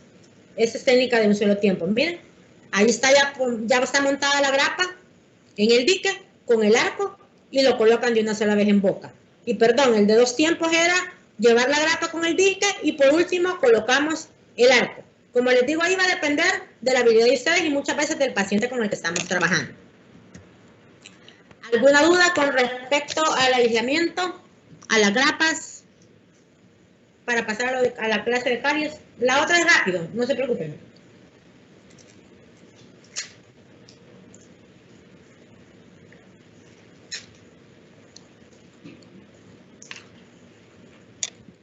Entonces, ¿verdad? A raíz de lo que estamos viviendo del COVID, ¿verdad? Desde el año pasado, se ha tratado, ¿verdad? Este esquema o mapa conceptual que se les está presentando aquí es más o menos la estrategia para el manejo de las lesiones cariosas dependiendo de lo que estamos viendo en el paciente para evitar sobretrabajar, para evitar utilizar una pieza de mano, ¿verdad? Y para tratar de ser menos agresivos o hacer tratamientos menos traumáticos en el paciente. Entonces, dependiendo de lo que yo estoy viendo, es lo que yo voy a hacer o no voy a hacer. ¿Por qué les digo no voy a hacer? Porque muchas veces tenemos la idea, ¿verdad? Y les digo muchas veces porque no solo nosotros los odontólogos, sino que los papás, ¿verdad? Que dicen desde que sale la primera muela, doctora, séllesela. No es necesario sellarla desde que el diente sale. Claro, acordémonos que cuando el diente sale, ya habíamos hablado, ¿verdad? Se va a tardar 2 años post-eruptivos para que ese esmalte se calcifique por completo. Que yo le voy a ayudar a calcificarse con pasta fluorada o con algún tipo de enjuague, o cuando lleguen a mi clínica y le voy a poner un flúor barniz tópico, pero no es necesario que desde el momento que el diente sale yo lo selle. ¿Por qué? Porque no sé los hábitos de alimentación del paciente. ¿verdad? Entonces, posiblemente el paciente tiene una buena higiene, la dieta que tiene baja en azúcares o muchas veces no consumen azúcar, porque ahora no solo nosotros como odontólogos le estamos haciendo hincapié que antes de los primeros 2 años de vida no demos azúcar a los niños, sino que los pediatras y los nutriólogos, ¿verdad? Y hay muchas campañas ahora, ¿verdad? De que tratemos de no dar azúcar a los niños menores de 2 años. ¿Por qué? No solo por caries, ¿verdad? Sino que porque eso va a dar una predisposición a diabetes en el niño, ¿verdad? Y a obesidad, ¿verdad? Muchas veces la gente dice, ah, no, doctor, es que no come azúcar por las caries. No solo es por la caries, sino que porque eso es un factor predisponente que para que cuando el niño crezca o sea un adulto, pueda ser un niño obeso o pueda ser un niño que pueda tener diabetes. Entonces también por eso, ¿verdad? A veces los papás solo ven enfocado en cuanto a caries y piensan que un odontólogo solo en eso se fija. Pero acordémonos que nosotros somos doctores y tenemos que ver al paciente como un todo. Entonces, dependiendo de lo que yo estoy viendo, por ejemplo, si a mí me viene un paciente que yo lo estoy viendo desde los 3 años de edad, que es un paciente preventivo, llega a sus 6 años y empiezan a erupcionar las heces, la mamá me dice, doctor, ¿y se la va a sellar? No se la voy a sellar, la voy a mantener en observación y dependiendo de cómo sean las fosas y las fisuras de esa muela, si yo veo que se están manchando o se están pigmentando con lo que el niño come, ¿verdad? Muchas veces cuando comen chetos, cuando comen nachos, o por ejemplo la mamá le dice a uno, no doctora, si no venía comiendo, ¿verdad? Y uno le ve que acaban de comer esas paletas de colores que son como de uva, o esos bombones que son de color que parecen como que fueran tinción de placa, ¿verdad? Entonces las fosas y las fisuras quedan manchadas y cuesta hacer la higiene dental, o muchas veces cuando llegan a nuestro consultorio y hacemos la tinción de placa, vemos que esa fosa y fisura queda pigmentada bien fuerte y aún a nosotros con la brochita para hacer profi nos cuesta quitar esa mancha, entonces estamos viendo que eso es una fosa y una fisura retentiva, ¿verdad? Entonces la vamos a mantener en observación, le vamos a dejar cita en un par de meses y si dentro de un par de meses vemos que se ha atenuado o se ha acentuado esa mancha, entonces vamos a sellar. Pero sellante nada más, ácido, 15 segundos, vamos a lavar y vamos a colocar el sellante de fosas y fisuras y vamos a fotocurar, ¿verdad? Entonces ese va a ser un sellante, como la palabra lo dice, es para prevención, ¿verdad? Pero también si yo coloco un sellante en una pieza que tiene autolimpieza, que sus fosas y fisuras no son tan profundas, en el momento que el paciente coma algo tostado, como hielo, maní o algún dulce o algún caramelo que masticó, se me va a capturar el sellante, no se me va a desalojar por completo y la parte de sellante que me quedó en la boca me va a servir de nicho porque ahí abajo se viene acumulando comida y por mucho que el paciente se lave, no va a lograr llevar a esa estructura y se me va a hacer una caries escondida. Entonces, por eso es importante que le expliquemos a los papás si es o no necesario colocar un sellante de fosas y fisuras. Anteriormente también, ¿verdad? Siempre que veíamos alguna manchita en una muela decíamos es caries, ¿verdad? Acordémonos que hay pigmentaciones exógenas. Tenemos en boca una bacteria que se llama cromófoba que mancha café, ¿verdad? Que muchas veces son todos los cuellos del diente con un montón de puntitos oscuros. Y esos mismos puntitos pueden estar en las fosas y las fisuras, ¿verdad? Pero al no haber cavitación, entonces no es una caries, ¿verdad? A veces por cosmética a los papás no les gusta, podemos colocar ahí un sellante, pero muchas veces si no es necesario, ¿verdad? Nada más, como les digo, es mantener en observación esa pigmentación y muchas veces no hay ni necesidad de hacer absolutamente nada. Entonces, aparte, ¿verdad? Yo sé que ustedes ya conocen que la remoción de caries es por medio de una pieza de mano, ¿verdad? Pero también tenemos una forma de remover caries a través de materiales químicos, ¿verdad? En este caso, tenemos este que se llama Brix 3000. Aquí lo trae un doctor que él salió de la universidad hace como 4 o 5 años, ¿verdad? El Brix simple y sencillamente para lo que me sirve es un gel como azulito. El tubito es como el de una pomada. Entonces se coloca en un dapen y con un microbrush yo lo voy a llevar a la superficie donde tengo caries. Y esto lo que va a hacer es que la enzima que tiene el Brix me va a encapsular la parte infectada del diente para que en el momento que yo lo remueva con mi cucharilla, solo se me venga la dentina que yo ya no quiero tener en boca. ¿Qué quiere decir eso? Acordémonos que cuando hay una caries yo tengo una dentina infectada y una dentina afectada, ¿verdad? Entonces el Brix lo que va a hacer es que me va a activar a donde está, donde se ha degenerado donde se ha descompuesto, perdón, donde está la colágeno en descomposición, y yo cuando pase mi cucharilla, solo se me va a venir esa dentina que ya no quiero tener en boca. ¿Qué quiere decir eso? Que cuando yo ya el Brix lo puedo colocar 3, 4, 5, 6 veces no hay ningún problema, pero en el momento que yo llevo una dentina que puede estar afectada, pero que me está sirviendo de tapón o me está sirviendo de protección para la pulpa, por más que yo le haga con la cucharilla, ya no se me va a desmoronar o ya no se me va a hacer como hojuelas de avena, dice la literatura, ¿verdad? Entonces, ¿qué indicaciones son? Usualmente en caries grandes, ¿verdad? Pero donde lo más importante es que no haya presencia de dolor. Acordémonos que muchas veces vamos a tener caries retenidas, ¿verdad? O caries que aunque las veamos así, si el paciente no ha tenido dolor, no necesariamente yo voy a hacer un tratamiento pulpar o voy a hacer la extracción de la pieza. Lógicamente hay que hacer una buena historia de dolor porque posiblemente hoy no dolió, pero hace un mes tenía una fístula, ¿verdad? Entonces eso quiere decir que no duele porque está necrótica. Pero en el caso de que sea necrótica, lógicamente vamos a tener que hacer un tratamiento pulpar. Pero estamos hablando cuando es la carie franca, ¿verdad? Que uno le pregunta a la mamá, mire, esta muela nunca la ha dolido. No, doctora, nunca se ha quejado. Entonces, lógicamente, tenemos que limpiar la cavidad, ¿verdad? Y hacer un relleno. ¿Por qué? Porque mientras yo siga dejando esa cavidad ahí, eso es nicho para que se siga acumulando la comida y va a ser menos complicado, perdón, va a ser más complicado que la mamá en el momento que esté cepillando dientes removamos por completo lo que el paciente está comiendo. Sobre todo, por ejemplo, cuando a veces uno revisa a los niños acaban de comer ensalada, ¿verdad? Y le ve las semillitas del tomate. O muchas veces uno le dice, ¿verdad? Haciendo la broma, comiste brócoli ahora, ¿verdad? Porque trae como los pedacitos de brócoli justo en el oído donde tiene la cavidad. Muchas veces no hay dolor, ¿verdad? Entonces, si no hay presencia de dolor, yo voy a hacer uso de estas técnicas, que muchas veces es como el TRA, ¿verdad? Que es la remoción atraumática de caries. La remoción atraumática de caries es muy similar a lo único que eso solo va a ser mecánico. No voy a hacer uso de ningún químico para poder limpiar lo que está mal o la colágena que ya no me funciona, ¿verdad? Entonces, contraindicaciones, cuando hay un absceso, cuando hay dolor o cuando hay edema o eritema, porque eso quiere decir que ya hay una descomposición pulpar y ahí yo requiero un tratamiento diferente.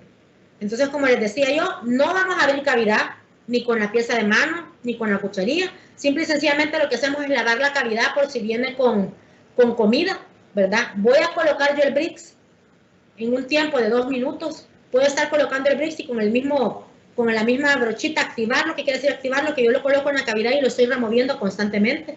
Y después de esos 2 minutos, yo voy a agarrar mi cucharilla y voy a empezar a limpiar todas las paredes de alrededor para remover esa dentina que está con su colágena en descomposición, ¿verdad? Entonces, ¿cuál es el mecanismo de acción? El mecanismo de acción es una papaína que actúa sobre el colágeno degradado y se inactiva en el colágeno íntegro. Acordémonos que muchas veces el colágeno íntegro, ¿verdad?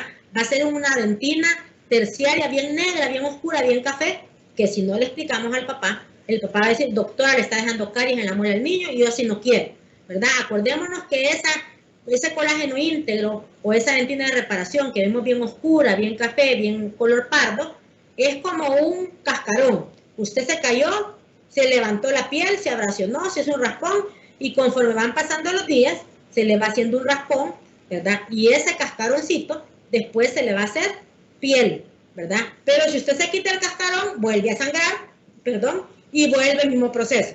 Entonces, siempre y cuando no haya dolor, ¿verdad? Esa dentina de reparación va a ser ese cascarón o ese escudo de protección que la pulpa ha hecho para evitar inflamarse y que me dé un dolor, ¿verdad? Entonces, simple y sencillamente, el gel es un gel como color agua. Si ustedes están viendo ahí en la foto, se coloca, como les digo, por 2 minutos y después, ¿verdad? Lo vamos a ir removiendo con la cucharilla y después vamos a colocar, idealmente se coloca un ionómero de vidrio de alta viscosidad, que puede ser un Fuji 2LC o puede ser un Fuji Triage. A veces el Triage, el problema es que es de color rosado, ¿verdad? O puede ser un Equia, pero sí tiene que ser un ionómero de reconstrucción o de reconstrucción de muñones. ¿Para qué?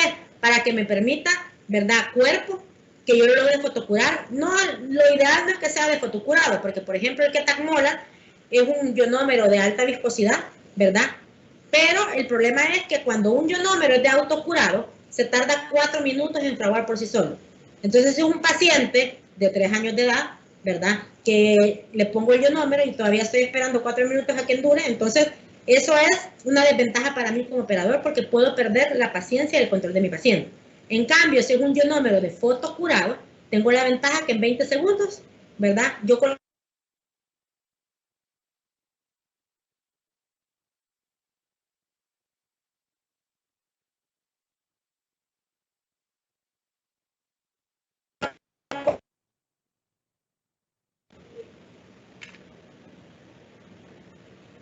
perdón, como está muy profundo puede haber un poquito de irritación pulpar, entonces siempre voy a tender a colocar abajo un lining o una base que igual tiene que ser un ionómero de vidrio, ¿verdad? Para que no me obstaculice o no me evite la polimerización de la resina.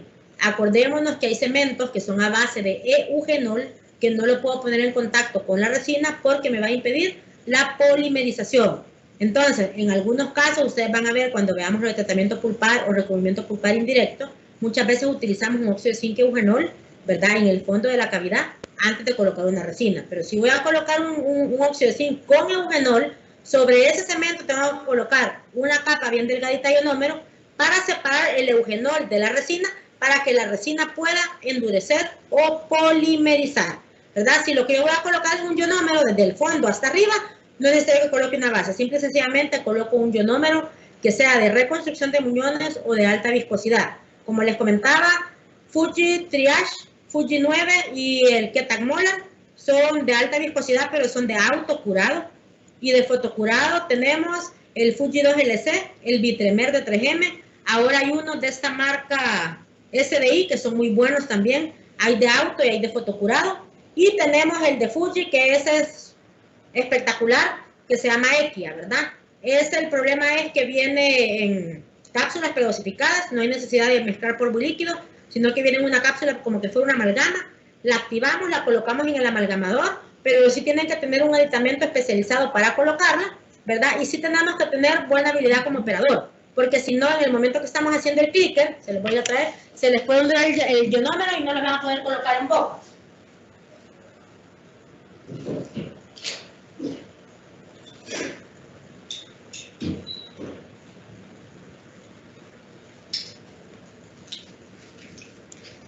Entonces el Equia es este, miren, se los voy a destapar la cápsula para que la vean. Vienen así y aquí adentro viene el líquido y el polvo, pero ya viene predosificado. Entonces cuando yo ya lo voy a, que ya tengo listo la cavidad de mi paciente, yo voy a empujar este botoncito rojo para activarlo y romper las dos cápsulas, lo voy a meter 10 segundos en el amalgamador y ya cuando esté listo yo lo coloco en este aditamento. Miren, esto se llama clicker. Este solo lo puedo utilizar para los cementos DGC, ¿verdad? Hay uno de 3M, pero el de 3M es diferente. Cada marca tiene su clicker, ¿verdad? Entonces ya una vez yo lo metí aquí, yo empiezo a hacer presión y voy a ir viendo que el ionómero va saliendo aquí por la cámara. Pero como les digo, tenemos que tener muy buena habilidad como operador, ¿verdad? Y tener ya todo listo, que el paciente no se mueva ni nada, porque también, dependiendo del clima en el que estemos, el ionómero va a tender a fraguar o autopolimerizarse por sí solo y nos vamos a quedar a medias, ¿verdad? Tratando de inyectar y se nos va a endurecer antes del tiempo. Como les digo, este es mucho más práctico, ¿verdad? A mí me gusta mucho el polvo líquido, ¿verdad? Usualmente yo desde que conocí el Fuji, utilizo el Fuji 2LC, sirve como base, sirve como reconstrucción, y ahora los ionómeros tienen tan buena, ¿cómo se llama? Fuerza, ¿verdad? Y tan buena dureza que los podemos utilizar como restauraciones finales, ya no como restauraciones temporales, ¿verdad? Importante explicarle a los papás después de que hemos colocado un ionómero, ¿verdad? Que no se le va a ver del mismo color exactamente del diente como que fuera una resina. Muchas veces no lo vamos a poder tallar como que fuera una resina, si ustedes se fijan, ¿verdad? Porque la textura del ionómero no me lo permite. El brillo no es el mismo, lógicamente, ¿verdad? Pero sí, por lo menos en estos casos, ¿verdad? Donde yo necesito un material que me esté liberando flúor, ¿verdad? Y que se esté recargando con el flúor que el paciente está utilizando, con la pasta de dientes y con el enjuague, me evite, ¿verdad? Caries recidivante. Entonces, lógicamente, va a ser más recomendable utilizar un ionómero de vidrio en un paciente con un alto riesgo de caries que una resina de fotocurado, ¿verdad? Entonces hay que saber, miren, este es el gel, ¿verdad? Es muy similar a un ácido grabador. Ustedes lo pueden llevar a la cavidad, como les decía yo, con un explorador, con una cucharilla o con un microbrush, ¿verdad? Lo van a dejar por 2 minutos y después de que han pasado esos 2 minutos, miren, la textura cambia, perdón, cambia como que fuera caviar, ¿verdad? Así como se vuelve como granuloso. Entonces ya una vez está así de granuloso, vamos a empezar a removerlo. Si ustedes se fijan en este caso, de arriba para abajo, todo lo que fueron removiendo de la dentina, si es necesario colocarlo más, ¿verdad? No solo pueden colocar el Brix una sola vez, pueden ocuparlo 2, 3 o 4 veces, siempre y cuando sea para seguridad con ustedes que lo que están removiendo es la dentina que está en descomposición, ¿verdad? Si ustedes se fijan, esta caries es una caries retenida, se ve bien oscura, que posiblemente ustedes la ven y dicen, ah, eso es para endodoncia, ¿verdad? Pero el paciente nunca ha tenido sintomatología. Entonces, ¿por qué le voy a hacer un tratamiento tan agresivo donde yo puedo utilizar una remoción química de caries o una remoción mecánica? Porque muchas veces, por ejemplo, hay un doctor odontopediatra de la Universidad de Baja California que se llama Juan Carlos Cabanillas, que él dice que el BRICS lo utiliza con sus estudiantes de pregrado, ¿verdad? Así como ustedes, para que sepan diferenciar la textura entre una dentina aliada y una dentina que yo puedo dejar en boca, ¿verdad? Nada más como que fuera un entrenamiento. Y ya conforme uno va adaptando la mano, y como dice el dicho, ¿verdad? Vamos practicando, vamos aprendiendo a diferenciar la textura de una dentina que yo quiero dejar en la pieza y de una dentina que quiero quitar. Entonces aquí hay otra diapositiva. Este doctor, a ellos los pueden seguir si tienen Instagram, ¿verdad? No sé si algunos ya lo conocen. El doctor Eduardo Pesaresi es un doctor peruano que habla mucho de remoción mecánica de caries y remoción química, ¿verdad? Van a ver casos clínicos de él que uno ve la pieza y dice no está para endodoncia, donde él, a través de este tipo de procedimientos, ha logrado evitar una endodoncia. Él habla súper bien de los ionómeros de vidrio, ¿verdad? Él tiene muchas investigaciones científicas y tiene mucha evidencia científica de lo que habla, igual que el doctor Juan Carlos Cabanillas, ¿verdad? Ellos son ahorita quizás los que más están en boga con el uso de los ionómeros de vidrio. Uno es mexicano, el otro es peruano, ¿verdad? Pero realmente el manejo y el conocimiento que ellos tienen de cómo manipular un ionómero de vidrio es extraordinario. Es más, ellos hacen un curso, ¿verdad? Donde son 4 o 5 días, donde le enseñan a uno a manejar y a utilizar bien los diferentes tipos de ionómeros de vidrio. Entonces, si ustedes se fijan, este caso clínico es mío, ¿verdad? Una pacientita con una 7-4 con una caries algo profunda, no había sintomatología, colocamos el BRICS, se remueve el BRICS. Si ustedes se fijan, cuando yo hago remoción mecánica de caries o remoción químico-mecánica de caries, el cambio, si ustedes se fijan en esta foto donde no hemos puesto el BRICS, está como más oscura, como más café la caries. Pero en el momento que yo remuevo la caries, no me va a quedar la superficie completamente blanca como cuando yo hago una remoción de caries con una pieza de mano.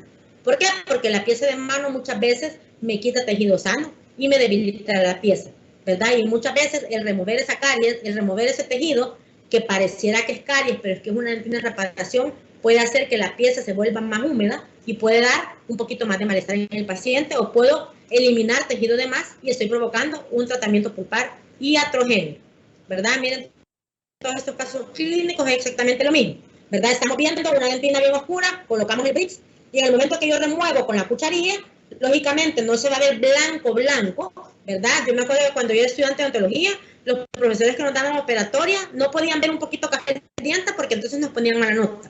Cuando uno lo llamaba para enseñarle una operatoria tenía que estar el diente completamente blanco, porque si no habíamos dejado caries, aunque fuera dentina de reparación. Entonces, lógicamente, como ha avanzado la tecnología, y ahora hay mucho más gente que se dedica a la investigación, entonces hay apoyo científico donde dice que esto oscurito que me queda ahí no es caries, sino que es un tejido, ¿verdad?, que se está recuperando.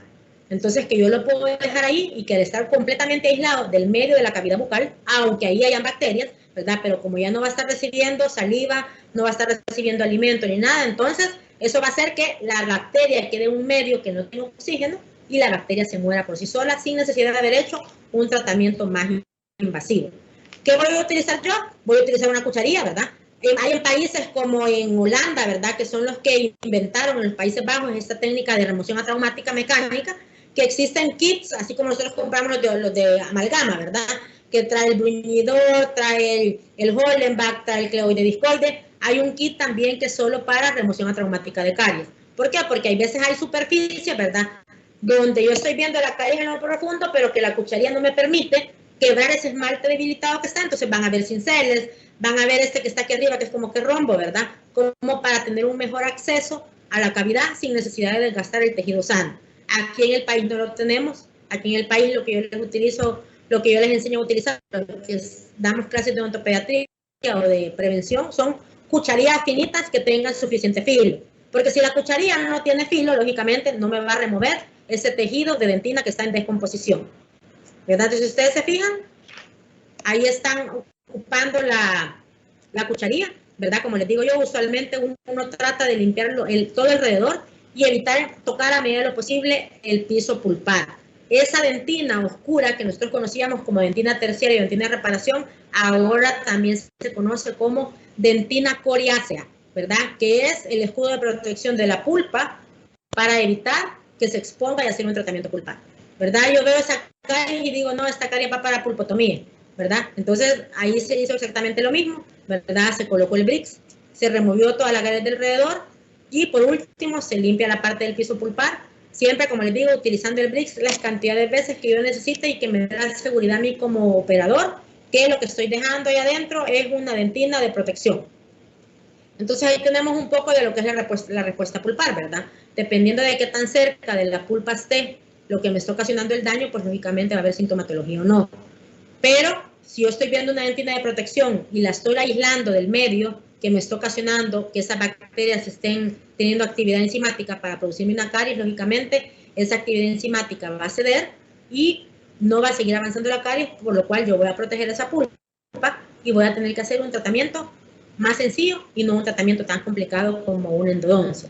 Hay evidencia científica suficiente, ustedes se pueden meter en Google, ¿verdad? Tal vez no todo lo que encontramos en Google tiene evidencia científica, pero por ejemplo en PubMed, si tenemos acceso a algún journal, ¿verdad? Donde podemos buscar remoción enzimática de caries, remoción químico-mecánica de caries, que como les digo yo, no es algo nuevo, porque hay un doctor en Holanda, que ahorita se me ha olvidado cómo se llama, que él es el que inventó esta técnica, que él se la inventó en el año de los 80, y estamos en el 2021, o sea, ya tiene 40 años. Simple y sencillamente, ¿verdad? Como no había suficiente evidencia científica, nos estaba utilizando mucho, o simple y sencillamente la facilidad para nosotros usar una pieza de mano y quitar más rápido la caries que estar con una cucharilla. Pero como les digo, a raíz de que el año pasado por el COVID, ¿verdad? Tratábamos de, en la medida de lo posible, si no era necesario utilizar menos la pieza de mano, se empezaron a poner como en boga estos tratamientos. La mayoría de las conferencias que habíamos en línea eran de remoción atraumática de caries, ¿verdad? Cómo poder, sobre todo en los niños, ¿verdad? Que a veces les da miedo a la pieza de mano, que yo no quiero ese ruido, que yo no quiero el taladro, que yo no quiero la moto. Entonces hay en algunos casos, ¿verdad? Que para manejar al paciente vamos a empezar con un tratamiento más sencillo, removiendo caries nada más con una cucharilla, ¿verdad? Y que ya cuando llegue el momento de tener que hacer un tratamiento pulpar, pues lógicamente el tratamiento pulpar no puedo hacer apertura con una cucharilla, pero ya tengo más modificada la conducta del paciente para cuando me toque ocupar la pieza de mano, ¿verdad? Entonces, ahí estamos viendo, ¿verdad? Yo sé que ustedes ya todos saben la definición de caries. Dígame, Dimas. Buenas tardes, doctora. Dígame. Me parece muy interesante el Brix del CNIL y la pregunta es si este medicamento se usa solamente en pacientes pediátricos o se utiliza también en pacientes adultos. No, puede utilizarlo en pacientes de cualquier edad, tanto en dentición temporal como en dentición permanente y aún en pacientes geriátricos. Sobre todo, por ejemplo, cuando tenemos aquellas caries a nivel de cuello, a nivel radicular, ¿verdad? Donde hay mucha sensibilidad y cuando usted cree que posiblemente está muy cerca del nervio y puede exponer, ¿verdad? Siempre y cuando no hay una infección, usted puede nada más remover con el Brix y coloca un ionómero de vidrio, porque acuérdense que por la zona muy subgingival va a ser bien complicado colocar un material como más estético como una resina, ¿verdad? Pero sí se puede utilizar tanto en dentición temporal, en dentición permanente, no importa la edad del paciente. Perfecto. Y otra pregunta. Usted mencionaba que la dentina terciaria o de reparación tenía un nuevo nombre y quería saber si lo podría repetir de nuevo, por favor. Sí, dentina coriácea. Ok, gracias. Es más, si ustedes quisieran, cuando lleguen a la clínica, comprar el Brix para poder utilizarlo, pues ahorita realmente mi idea con el doctor Vladimir Rodríguez era, que es el grupo que entraba en odontopediatría, ver si él les daba una charla para que aprendieran a manipularlo. Pero el problema es que ahorita tenemos tan poquito tiempo con los laboratorios que de verdad, aunque yo quiera, ¿verdad? No podemos hacerlo, pero si ustedes quisieran, podemos hacerlo virtual. Ustedes díganme, doctora, nosotros queremos aprender más del Brix. Yo le puedo decir al doctor Vladimir Rodríguez y un día en la tarde-noche hacemos una conferencia virtual para que ustedes conozcan más de la remoción enzimática de caries. Y si quisieran comprarlo para que el otro año que lleguen a la clínica quieran utilizarlo, no hay ningún problema. Ustedes lo compran. Yo recibí la capacitación virtual, yo estoy certificada y es más, yo ocupo el Brix aquí en mi clínica, ¿verdad? Entonces, si alguno de ustedes es interesado o si todos quieren, pues nos ponemos de acuerdo y tal vez no un día, hora de clase, o déjenme ver si a un día, hora de clase el doctor tiene chance y en lugar de la clase hablamos un poco de remoción química y enzimática de caries, ¿verdad? Es más, estoy viendo si tal vez el doctor Heraldo Pesaresi, ¿verdad? Nos habla un poquito acerca de eso, porque yo les digo, el año pasado que yo lo escuché, para mí fue impactante, o sea, a pesar de que tengo tanto tiempo de estar ya en la odontología, ¿verdad? O sea, descubrir tanto conocimiento y tantas cosas que tenemos que muchas veces por la practicidad de una presa de mano lastimamos el diente sin necesidad, ¿verdad? Entonces voy a ver si voy a hablar con el doctor Vladimir a ver qué tiempo tiene él para poder darle y que ustedes aprendan un poquitito más acerca de la remoción enzimática de caries. Dígame, Alejandro. Buenas tardes, una pregunta. Aparte de las contraindicaciones, aparte del dolor, ¿qué más dijo? ¿Abscesos y? Edema o eritema, ¿verdad? Por una inflamación. O sea, absceso, fístula o dolor.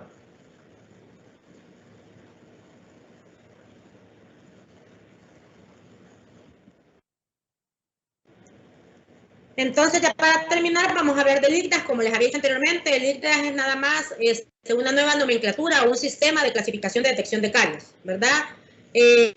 Depende de lo que estamos viendo en el diente, es el código que el diente va a recibir, ¿verdad? Así como lo hablábamos, que puede ser clase 1, 2, 3, 4, 5 y 6, aquí el código va a ir desde 0 a 7 y dependiendo de lo que yo estoy viendo en la textura del diente, yo voy a codificar el diente, ¿verdad? Entonces, usualmente el código 0 es un diente que está completamente sano. Y aquí es donde yo les decía, el código 1, 2 y 3 es una caries inicial, que posiblemente no va a estar cavitada, pero que si yo estoy viendo que en la superficie de la fosa, en la fisura, tengo como una descalcificación o una mancha blanca. Antes eso no estaba clasificado dentro del patrón de caries, pero el problema es que ahora esa mancha blanca, si yo no le doy un tratamiento o no la remineralizo, esa mancha blanca, al seguir recibiendo comida, al seguir recibiendo azúcar, esa mancha blanca se me va a ir cavitando, ¿verdad? Y se me va a hacer una caries franca. Entonces, por eso ahora el ICDAS es como un poquito más específico y las categorías nos están tomando en cuenta cosas que la clasificación de antes no lo tomaba. No quiere decir que la clasificación de Black no tenga validez, claro que sí, ¿verdad? La seguimos utilizando porque es historia para nosotros, independientemente si hacemos una clase 1 con el istmo de un tercio, con la profundidad y las paredes convergentes, ¿verdad? Siempre, independientemente si yo una amalgama o no, una clase 1 siempre va a ser una caries que está a nivel de fosas y fisuras de una molar o de una premolar, ¿verdad? Entonces siempre nos va a servir. Simple y sencillamente este es como como decía ahí, un sistema como de categorizar y de ser un poquito más específico, ¿verdad? Entonces vamos a tener ya una caries modificada con un grado o con un número 3 o 4, ¿verdad? Y a una 5 o 6 con una caries severa. Anteriormente tal vez solo decíamos caries grado 1, 2 y 3, ¿verdad? 1 cuando estaba en esmalte, grado 2 cuando estaba en dentina y grado 3 cuando ya estaba en pulpa. Entonces, si ustedes se fijan, de esos 3 grados de clasificación que teníamos, pues ahora esto se nos ha dividido en 7 categorías. Como les digo, lo ideal es pues tener una certificación, ¿verdad? O una calibración para poder definir mejor, ¿verdad? Y para que yo pueda educar mi ojo, porque acordémonos que muchas veces para lograr ver una mancha blanca, yo tengo que tener una buena luz, tengo que secar bien el diente y tengo que saber diferenciar la textura. Si una mancha blanca tiene brillo y no tiene rugosidad y yo no logro verla cuando el diente está húmedo, quiere decir que es una mancha blanca inactiva, ¿verdad?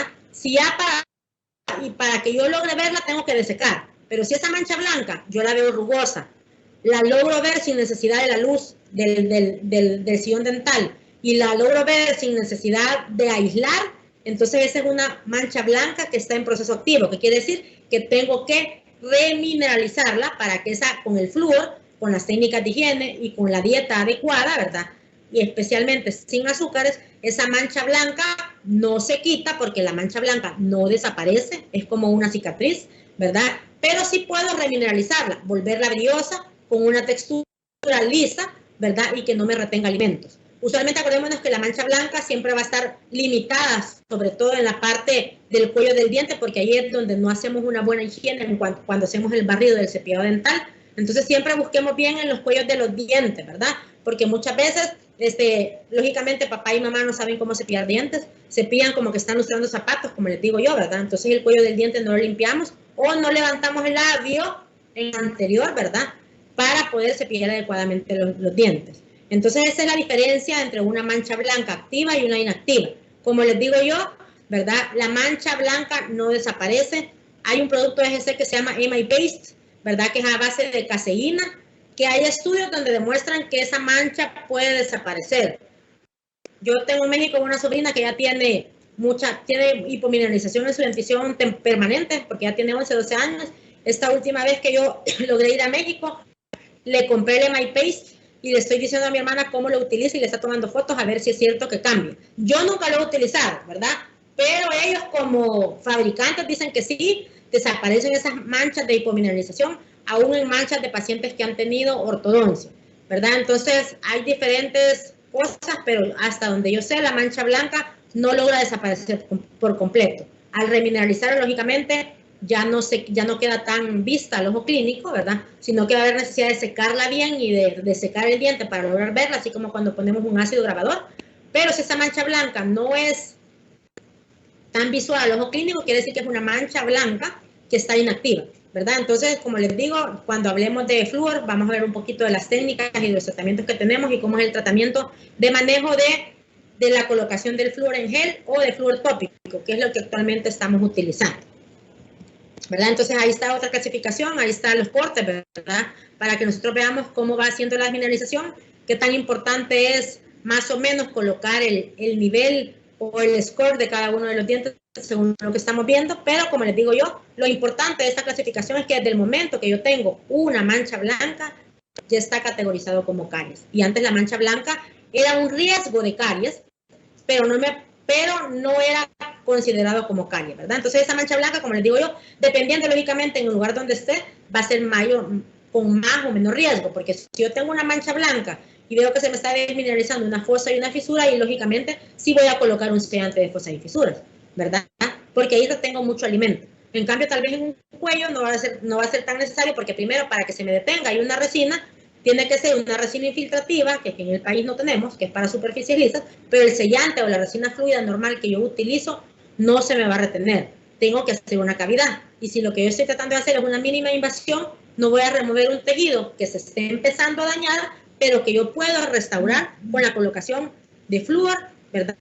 Buena técnica de higiene dental, de cepillado, ¿verdad? Y disminuyendo y controlando la dieta, porque como les decía yo, ¿verdad? Yo sé que todos sabemos la definición de caries, desde que yo empecé a estudiar odontología hasta ahora la definición de caries ha cambiado un montón de veces, pero ahora sí sabemos que la caries es azúcar dependiente. ¿Qué quiere decir eso? Que mientras un paciente no coma azúcar, aunque tenga la bacteria de caries en boca, no me va a generar caries. Eso ya está científicamente comprobado, ¿verdad? Porque a veces vemos niños que la mamá le da lactancia materna exclusiva y no tenemos caries. Pero al hacer la historia médica, no, doctor, es que él no come dulces, él no come galletas, él no come chocolates. Entonces ahí nos damos cuenta que realmente la nueva, ni tan nueva, porque ese concepto de caries es como de unos 5 o 8 años, ¿verdad? Pero ahora, mientras no haya presencia de azúcar, no hay desarrollo de caries. Por eso ahora se dice que la caries es azúcar dependiente.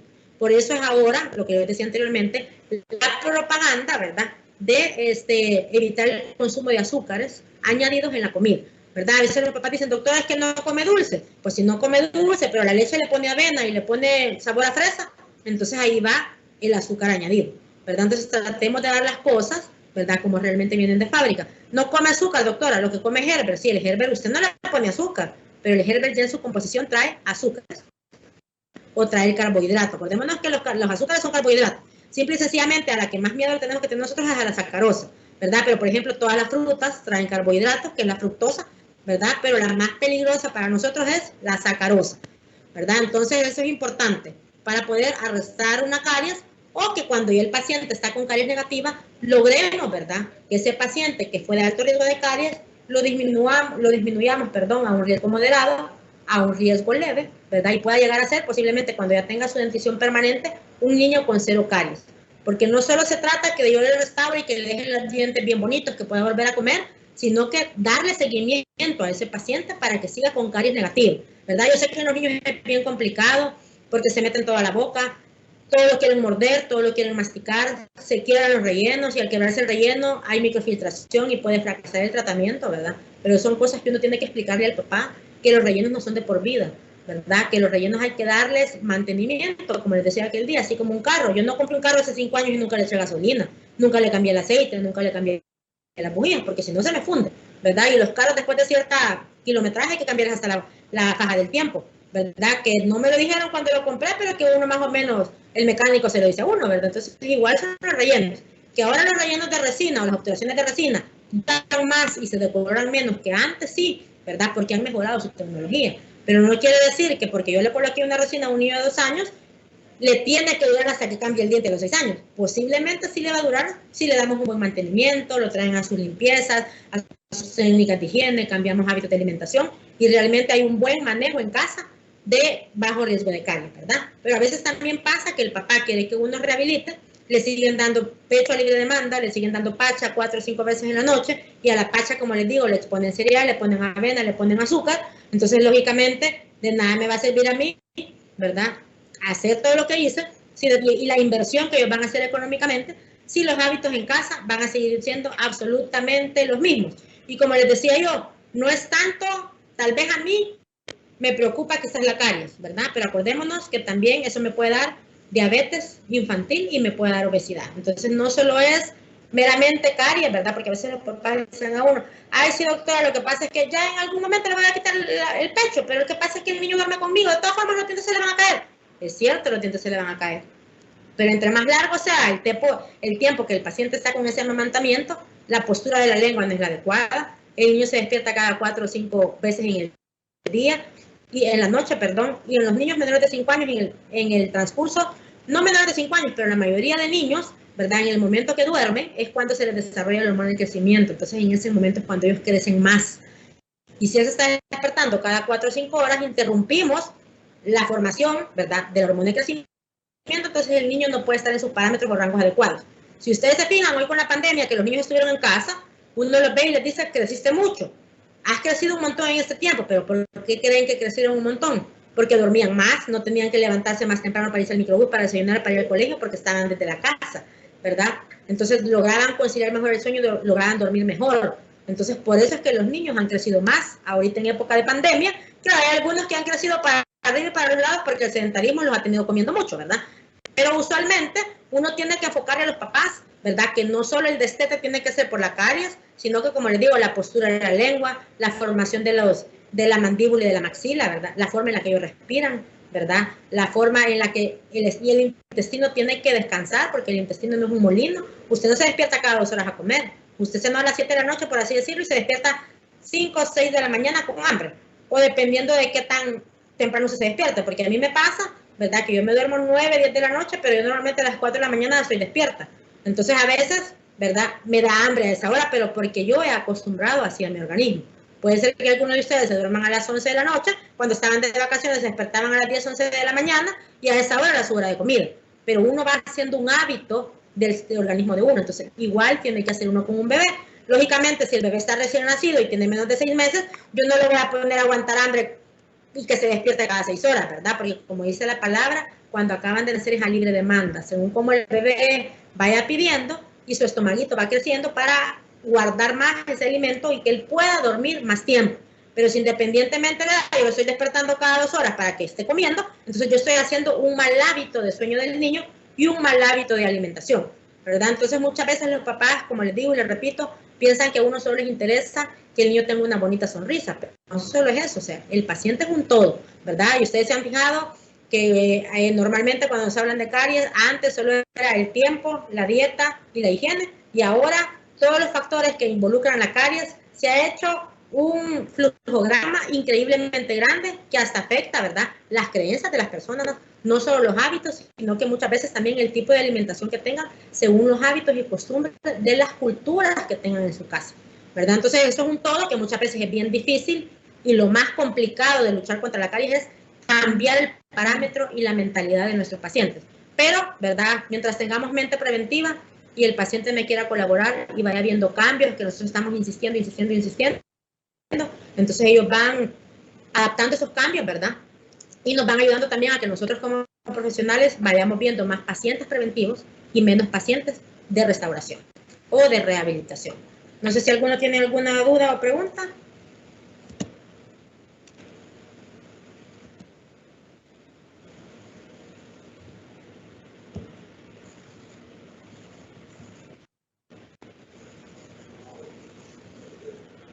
Entonces lean ahí el artículo de ICDAS y ahora en agosto, el 17 de agosto, vamos a tener una clase que va a ser patrocinada por Colgate. Estoy viendo cómo vamos a hacer para que Laura, la de Colgate, les lleve las muestras que siempre les dan, La charla la va a dar el doctor Manuel Espinosa y les va a hablar un poquito acerca de prevención. Creo que va a ser, ya les digo la fecha, creo que es martes 17 de agosto, sí. El 17 de agosto no vamos a ver la clase que está programada en el cronograma, sino que esa clase se la va a dar el doctor Espinosa y les va a hablar mucho acerca de prevención, el tipo de saliva, la curva de Stefan, ¿verdad? Que son cosas que también nos afectan en el momento de la formación de caries. Yo les voy a avisar con tiempo, les voy a mandar el link con tiempo porque no va a ser por Teams. Acordémonos que el Teams que nosotros ocupamos en la web básicamente para el nivel institucional, y el doctor Manuel Espinosa no trabaja con nosotros ni tampoco la doctora de Colgate. Entonces ella me va a hacer llegar un link por Zoom unos 2 o 3 días antes para que todos ingresemos por la plataforma y ahí escuchen la conferencia del doctor. Díganme, si no hay dudas o preguntas, a los que tienen el primer grupo de laboratorio mañana, nos vemos mañana a las 12, ¿verdad? Y cualquier duda o consulta, me escriben por correo electrónico o por Teams. Y no se les olvide que hoy a las 5 tienen el primer examen corto, solo los que tienen laboratorio el día de mañana.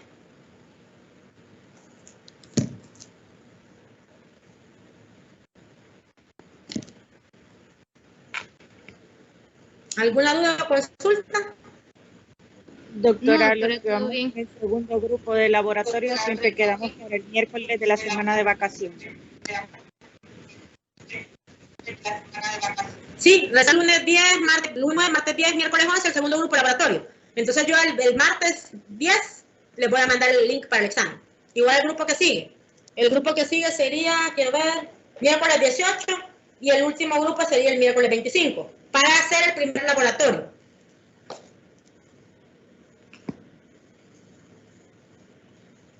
De todas formas, ya les tuvo que haber caído la notificación, porque ya los grupos en Teams ya los tengo. Pero yo les voy a ir avisando cuando vayan a su laboratorio, no se preocupen.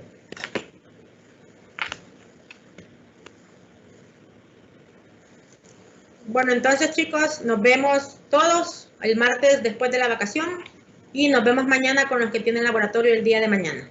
Cualquier duda o consulta, acuérdense que ahí en los archivos les queda grabada la clase. Y si hay algo que no anotaron o que no les quedó claro, me escriben y yo con mucho gusto les contesto sus dudas. Gracias, doctora. Bueno, gracias, doctora. Gracias, doctora.